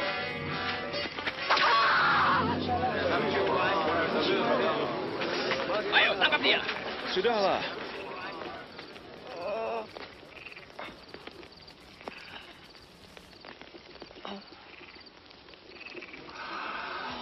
Suatu mukjizat. Apa aku ini penjahat maka kamu datang dengan pedang dan bentungan? Tiap hari aku ada di tengah kamu dalam bait Allah, kamu tidak menangkapku. Tetapi inilah saatnya kamu bertindak.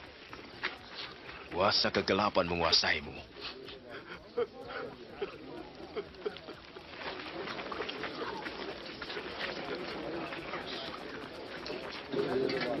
Tangkap dia.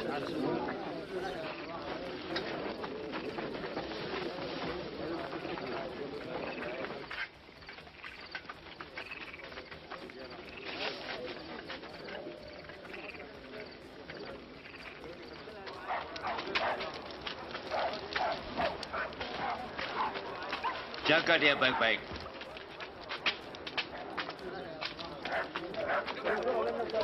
Para prajurit membawa Yesus ke halaman dan mengolok-oloknya sebagai raja orang Yahudi. Ini jubah yang dipakai seorang raja. Katakan apa yang akan terjadi. Apakah engkau akan menyelamatkan kami? Hah? Apakah engkau akan menyelamatkan kami? Orang ini juga bersama-sama dengan Yesus.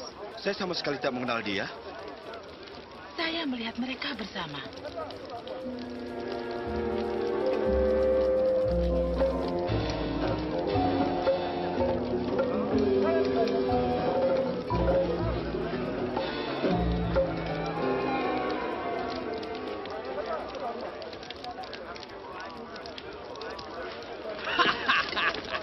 Hamba-hambamu yang rendah hati. Bagaimana menghormati seseorang? Engkau juga salah satu dari mereka. Tidak, bukan saya.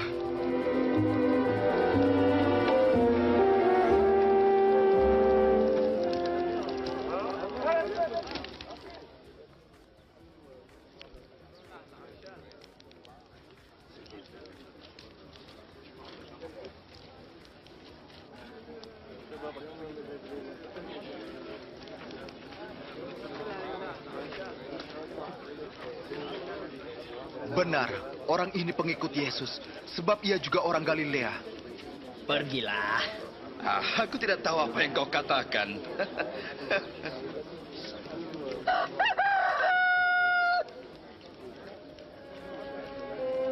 Lalu Yesus pun menoleh dan memandang Petrus. Petrus teringat apa yang telah Yesus katakan padanya. Sebelum ayam berkokok hari ini, engkau menyangkal aku 3 kali.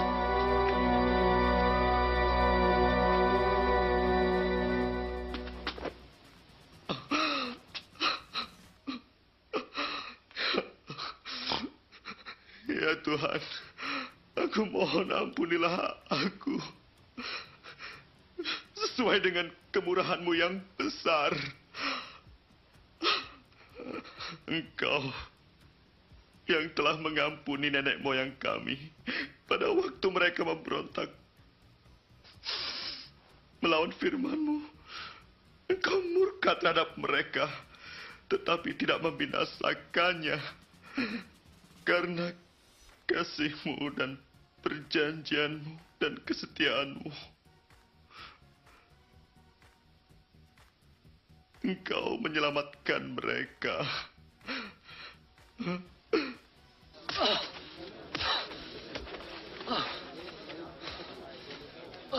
Siapa yang memukulmu? Ayo, tebak. Siapa yang akan memukulmu lagi?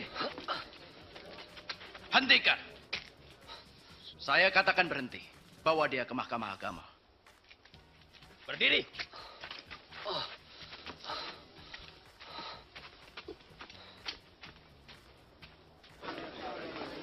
Pengadilan Mahkamah Agama bersidang dan mulai mengajukan pertanyaan-pertanyaan kepada Yesus.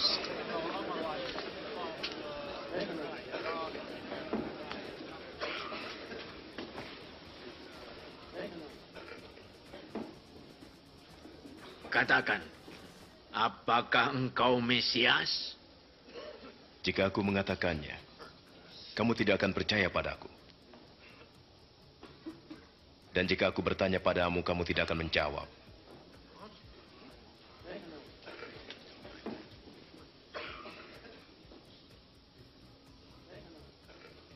Mulai sekarang anak manusia akan duduk di sebelah kanan Allah yang Maha Kuasa.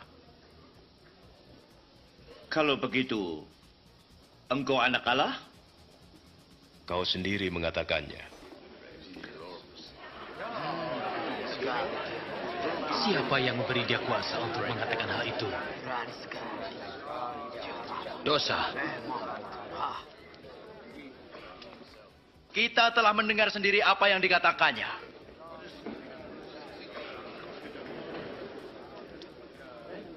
Kita bawa dia ke Pilatus. Ya, mari kita membawanya.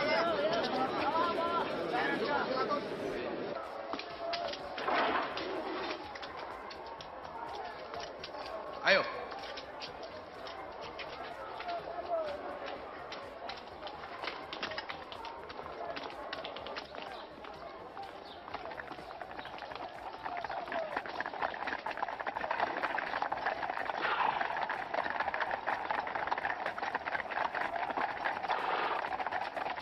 Mereka membawa Yesus ke hadapan Pontius Pilatus, penguasa kerajaan Romawi yang telah menyalibkan ribuan orang. Apa yang menyebabkan kalian pagi-pagi ke sini? Orang ini telah menghasut rakyat. Dialah penyebab kegaduhan di bait suci. Apakah hukuman bagi orang ini? Hukumlah dia. Saya tidak punya alasan untuk menghukum orang ini. Kami mendapati dia bersalah. Ia melarang rakyat membayar pajak kepada Kaisar dan mengaku dirinya Mesias, seorang raja. Raja? Apa kau raja orang Yahudi? Seperti yang kau katakan. Ia mulai dari Galilea dan sekarang sampai di sini. Di Galilea? Dia ini orang Galilea.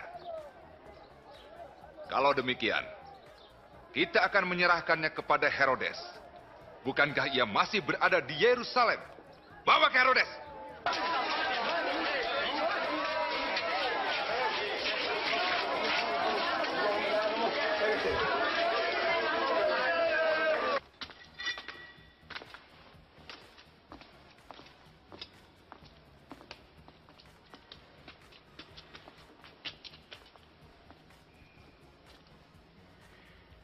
Siapakah engkau sebenarnya?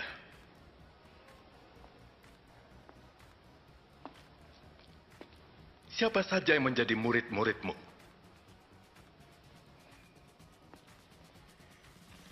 Banyak orang mengatakan bahwa engkau dapat membuat mujizat.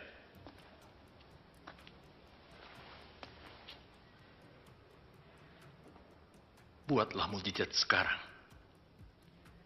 Tuanku, ia telah menyesatkan semua orang. Ia menyebut dirinya raja. Orang ini seorang raja?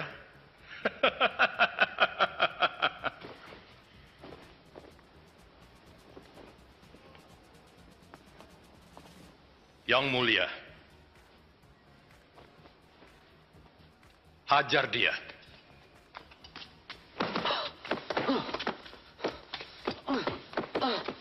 Kembalikan ke Pilatus. Ini wilayahnya.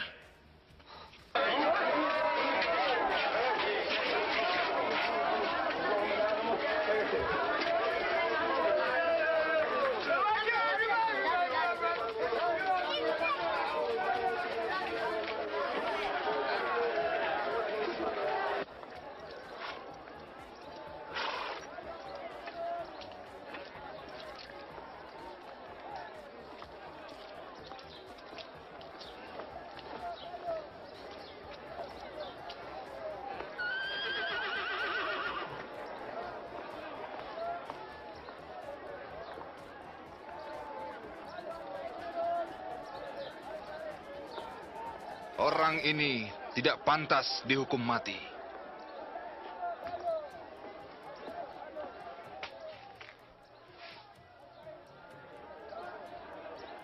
Saya akan menghajar dia dan melepaskannya. Engkau harus membebaskan seorang tahanan pada hari raya ini. Bebaskanlah Barabas bagi kami. Ya. Dan enyahkanlah orang ini.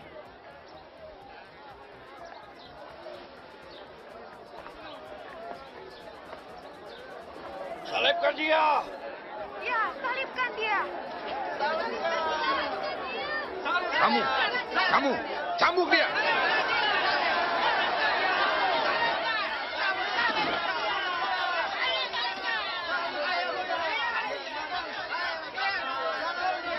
Apalagi yang kau tunggu, Pilatus?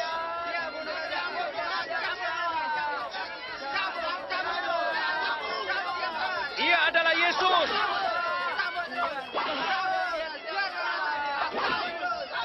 Kenapa kau menyiksanya demikian? Tinggalkan dia. Dia adalah Mesias.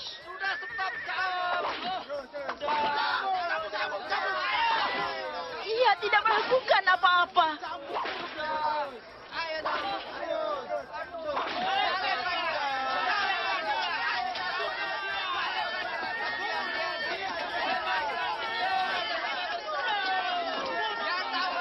Suruh dia berdiri.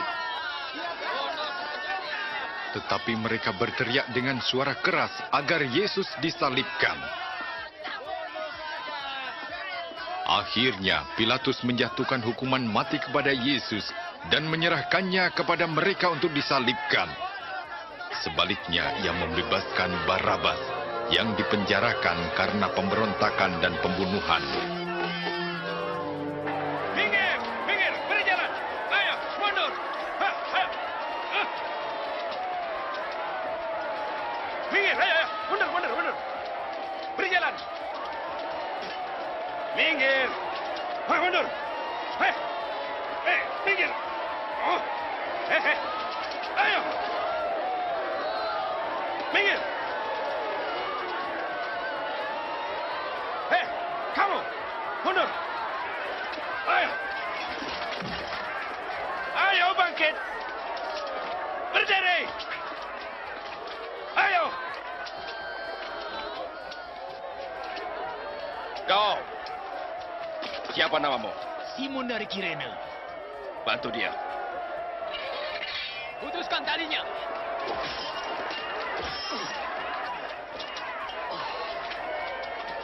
Ayo! Ayo cepat! Hei! Hei! Hei! Hei! Hei! Awas!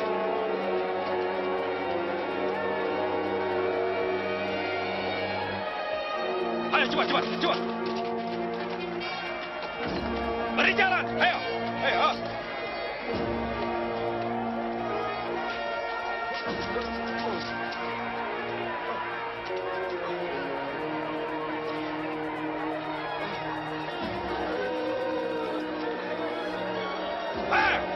Ayo cepat.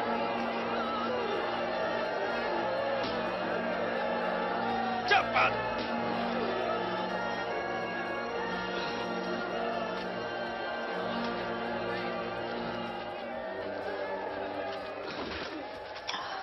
Kami menangisi Engkau, Tuhan. Minum ini, minum. Minumlah, Tuhan.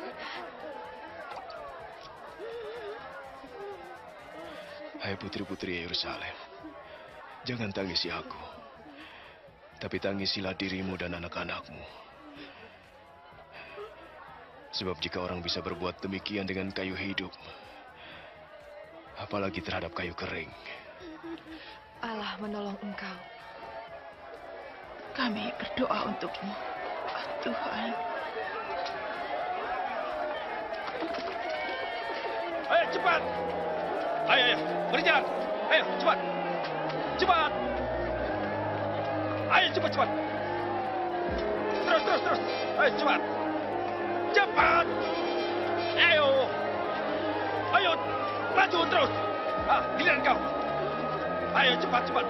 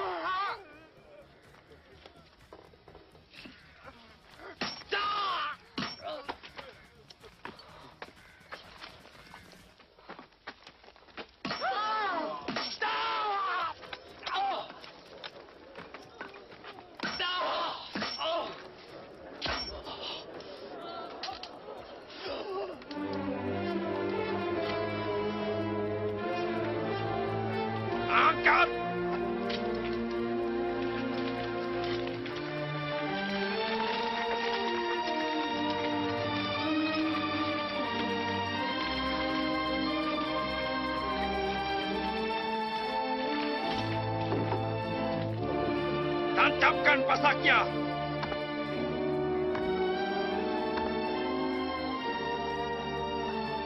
Lepaskan talinya.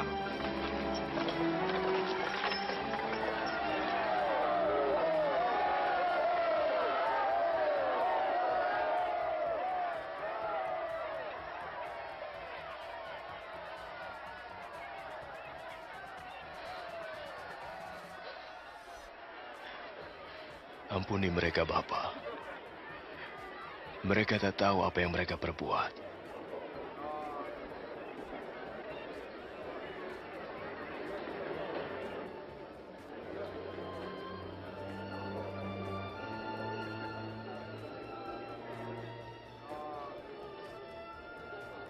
Orang lain ia selamatkan. Biarlah ia selamatkan dirinya. Ya, jika kau Mesias, selamatkanlah dirimu. Turunlah dari salib. Tunjukkan salah satu mujizatmu.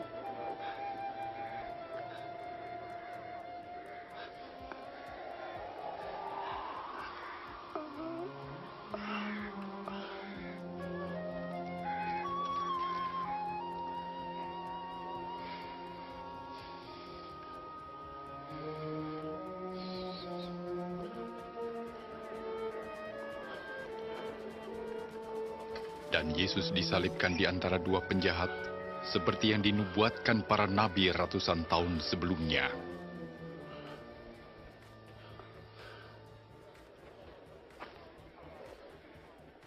Inilah jubah yang ajaib. Sini, ayo. Jangan dibagi-bagi. Aku mengusulkan kita undi saja.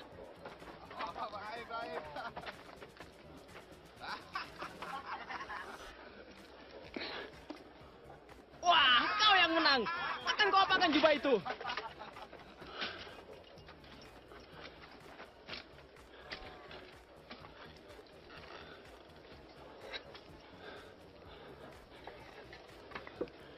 Di atas kepalanya tertulis, "Inilah Raja orang Yahudi."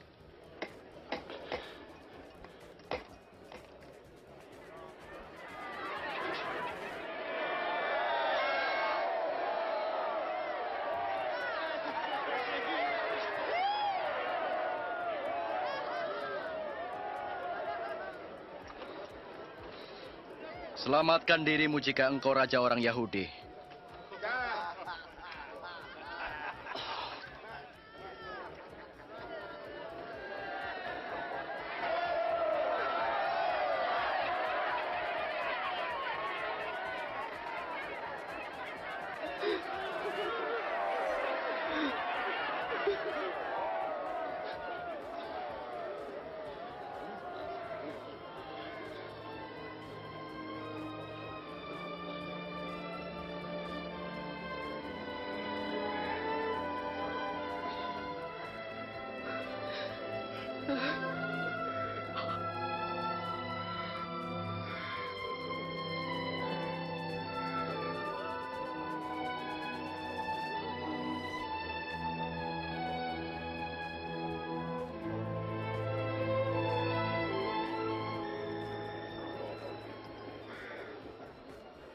Oh, bukankah Engkau Mesias?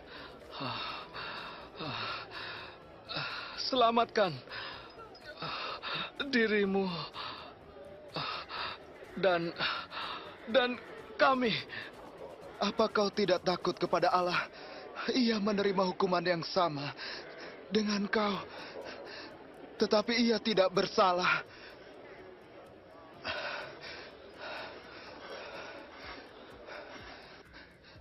Ingatlah aku, Yesus, apabila kau datang sebagai Raja. Hari ini engkau bersama aku di dalam Firdaus.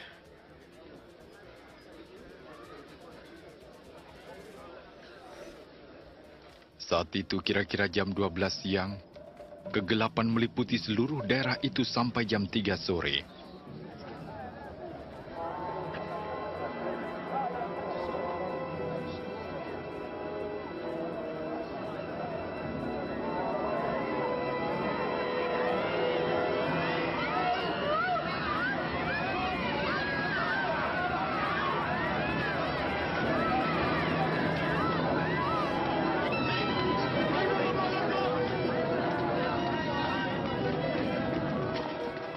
Tabir bait suci terbelah dua dari atas ke bawah.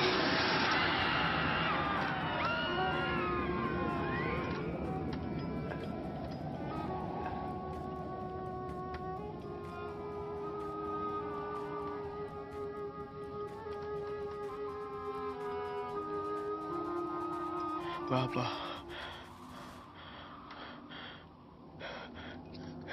ke dalam tanganmu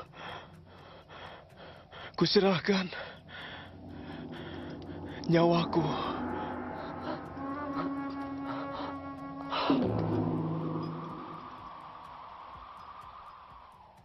Ketika kepala pasukan melihat apa yang terjadi, ia berkata, "Terpujilah Allah. Sungguh, dia ini orang benar."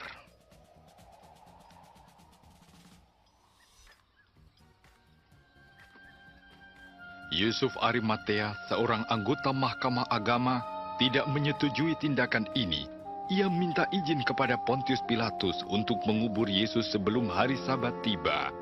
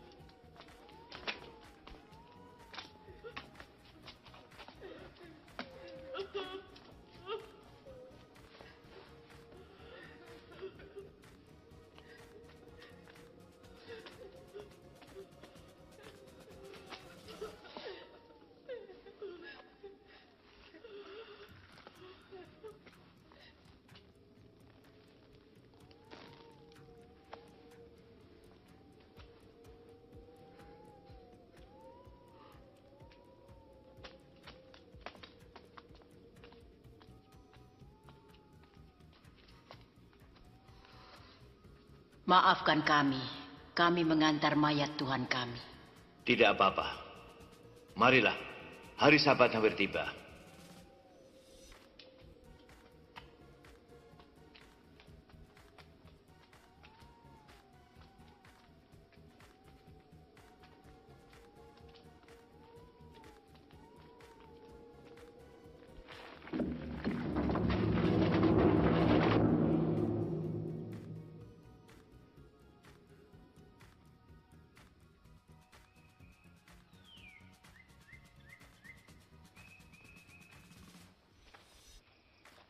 Pada hari Minggu pagi-pagi benar, perempuan-perempuan itu pergi ke kubur dengan membawa rempah-rempah.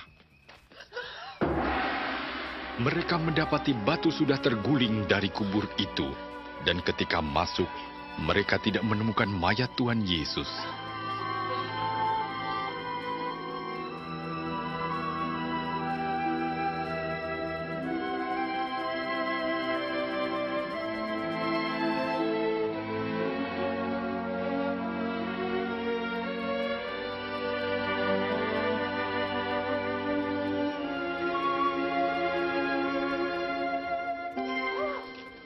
Mengapa kamu mencari dia yang hidup di antara orang mati?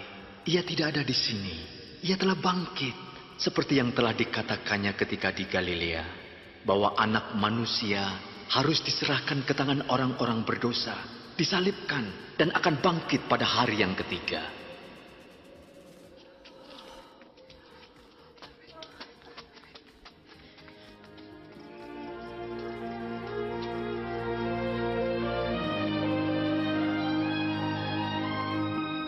Dengarlah, batu itu telah terguling.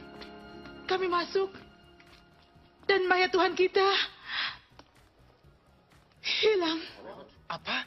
Mayat Yesus hilang? 2 orang malaikat berdiri dekat kami, bercahaya seperti matahari, dan berkata, "Mengapa kamu mencari yang hidup di antara yang mati? Ini benar." Percayalah.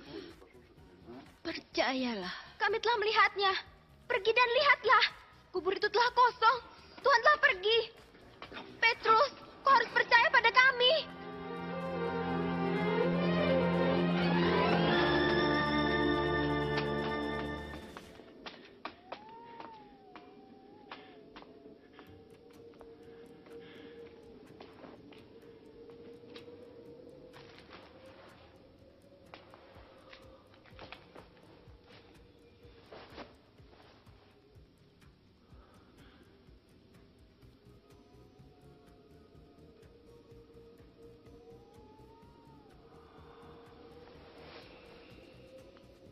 Yesus menampakkan diri kepada 2 orang muridnya.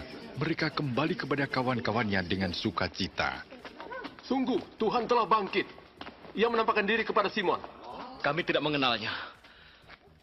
Waktu di perjalanan. Tapi waktu ia memecah roti, kami mengenalnya. Di Emmaus. Aneh kalau dia pergi ke sana.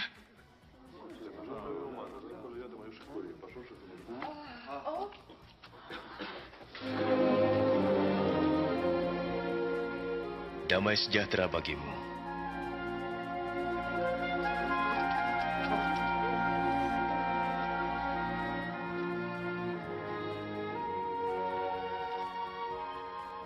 Mengapa kamu takut? Mengapa timbul keraguan dalam pikiranmu? Lihat, tanganku dan kakiku. Aku sendirilah ini. Rabalah, kau akan tahu. Karena hantu tidak mempunyai daging dan tulang seperti yang ada padaku. Inilah perkataanku yang telah kukatakan kepadamu. Semua yang tertulis tentang aku dalam Taurat Musa, kitab Nabi-Nabi dan kitab Mazmur harus digenapi. Seperti tertulis, Mesias harus menderita dan bangkit dari antara orang mati di hari ketiga. Dan dalam namanya, berita tentang pertobatan dan pengampunan dosa harus disampaikan kepada segala bangsa. Mulai dari Yerusalem. Kamu adalah saksi dari semuanya. Dan aku akan mengutus Roh Kudus bagi kamu. Tapi kamu harus tinggal di Yerusalem. Sampai saat kamu menerimanya.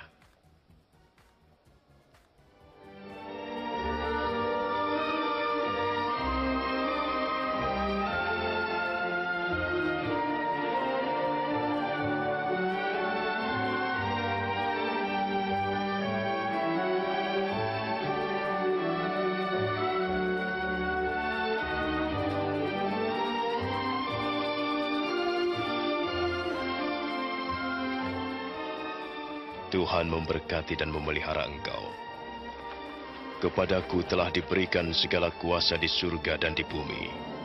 Karena itu pergilah, dan jadikanlah semua bangsa muridku, dan baptislah mereka dalam nama Bapa, Anak, dan Roh Kudus.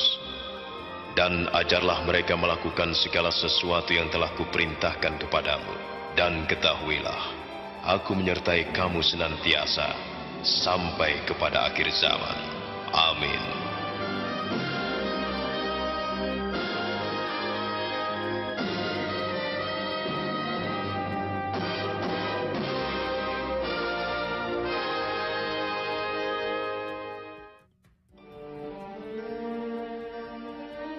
Dalam kitab suci, Allah menyatakan bahwa Al-Masih akan datang untuk menjadi juru selamat dunia. Kehidupan Isa membuktikan sesungguhnya ia adalah seseorang yang diberitakan oleh para nabi. Nabi Yesaya memberitahukan bahwa seorang perawan akan mengandung dan melahirkan seorang anak laki-laki. Berabad-abad kemudian, kelahiran Isa merupakan penggenapan nubuatan tersebut. Kitab suci menyatakan bahwa kelahiran yang kudus itu akan dinamai Anak Allah. Ini berarti Isa akan disebut Anak Allah di dalam pengertian rohani dan bukan jasmani. Kita melihat kenyataan ini melalui kehidupannya. Ia menyembuhkan orang sakit, mengampuni dosa-dosa, membawa kembali orang kepada Allah, dan menjanjikan suatu tempat dalam kerajaan Allah yang kekal. Ia menyerahkan dirinya sebagai tebusan dosa, dan bangkit lagi mengalahkan kematian. Semuanya sesuai dengan rencana Allah. Isa berkata, "Tidak seorang pun dapat mengambil hidupku daripadaku. Aku memberikannya menurut kehendakku sendiri." Kehidupan Isa tidak hanya menggenapi tulisan para nabi, tapi juga meneguhkan kebenaran firman Allah yang kudus. Para nabi menyatakan, firman Tuhan itu sempurna. Firman-Mu kekal ya Tuhan. Isa sendiri mengatakan, langit dan bumi akan berlalu, tetapi perkataanku tidak akan berlalu. Isa datang untuk memberikan hidup yang berkelimpahan. Akan tetapi ketika manusia tidak menaati Allah di Taman Eden, itu berarti manusia memilih jalannya sendiri, dan tindakan itu memisahkan dia dari Pencipta. Kitab suci menyatakan, semua orang telah berbuat dosa, dan upah dosa adalah maut. Ini berarti kematian rohani, terpisah dari Allah selama-lamanya. Akan tetapi sebagaimana Allah menyediakan domba jantan sebagai pengganti anak Abraham, demikian juga Ia mengirimkan Isa, Sang Al-Masih, untuk mati menggantikan kita. Kehidupan, kematian, dan kebangkitannya memulihkan hubungan antara Allah dengan semua orang yang percaya kepadanya. Sekarang, semua orang yang mengikut Isa tidak saja diampuni dosanya, tapi juga diselamatkan dari hukuman Allah yang kekal. Mereka dijamin masuk surga dan tinggal bersamanya selama-lamanya. Adalah kehidupan ini serta pembebasan dari kesalahan dan kuasa dosa yang Isa tawarkan kepada setiap orang hari ini. Tawaran ini tidak berarti mengikuti suatu agama, tetapi memilih untuk beriman kepada Isa yang berkata, "Aku berdiri di muka pintu dan mengetok. Jikalau ada orang yang mendengar suaraku dan membukakan pintu, aku akan masuk mendapatkannya."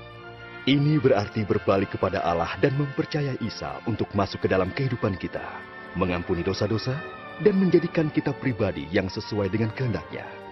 Tidaklah cukup untuk mengerti Isa hanya dengan akal kita saja, atau dengan suatu pengalaman emosional. Kita menerima Isa berdasarkan kasih karunia melalui iman, sebagai suatu tindakan kemauan. Pada waktu orang bersedia menjadi pengikut Isa Al-Masih, maka mereka dapat berbicara kepadanya dalam doa yang sederhana. Sekarang, mungkin saudara bersedia untuk membuka hidup saudara kepada Allah. Jika demikian, ikutilah doa yang berikut ini dalam hati saudara. Tuhan, saya membutuhkan Engkau. Terima kasih atas kematian-Mu di kayu salib untuk dosa-dosa saya. Saya mengaku dan bertobat dari dosa-dosa saya. Saya membuka pintu hati dan menerima Engkau sebagai Juru Selamat dan Tuhan saya.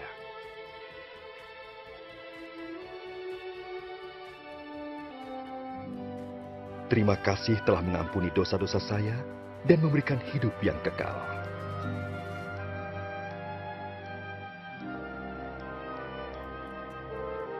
Bentuklah saya menjadi pribadi yang sesuai dengan kehendak-Mu. Ketika saya menjadi pengikut-Mu. Amin. Isa berkata kepada para pengikutnya, "Domba-dombaku mendengarkan suaraku. Aku mengenal mereka dan mereka mengikut aku." Untuk mengalami hidup yang berkelimpahan yang dijanjikan Isa, maka para pengikutnya berbicara kepada Allah setiap hari, melalui doa dan membaca firman-Nya. Mereka menceritakan kepada orang lain tentang Allah dan bersekutu dengan mereka yang mengasihi dan mengikutnya. Ingatlah janjinya yang indah. Kepadaku telah diberikan segala kuasa di sorga dan di bumi. Ketahuilah, aku menyertai kamu senantiasa, sampai kepada akhir zaman.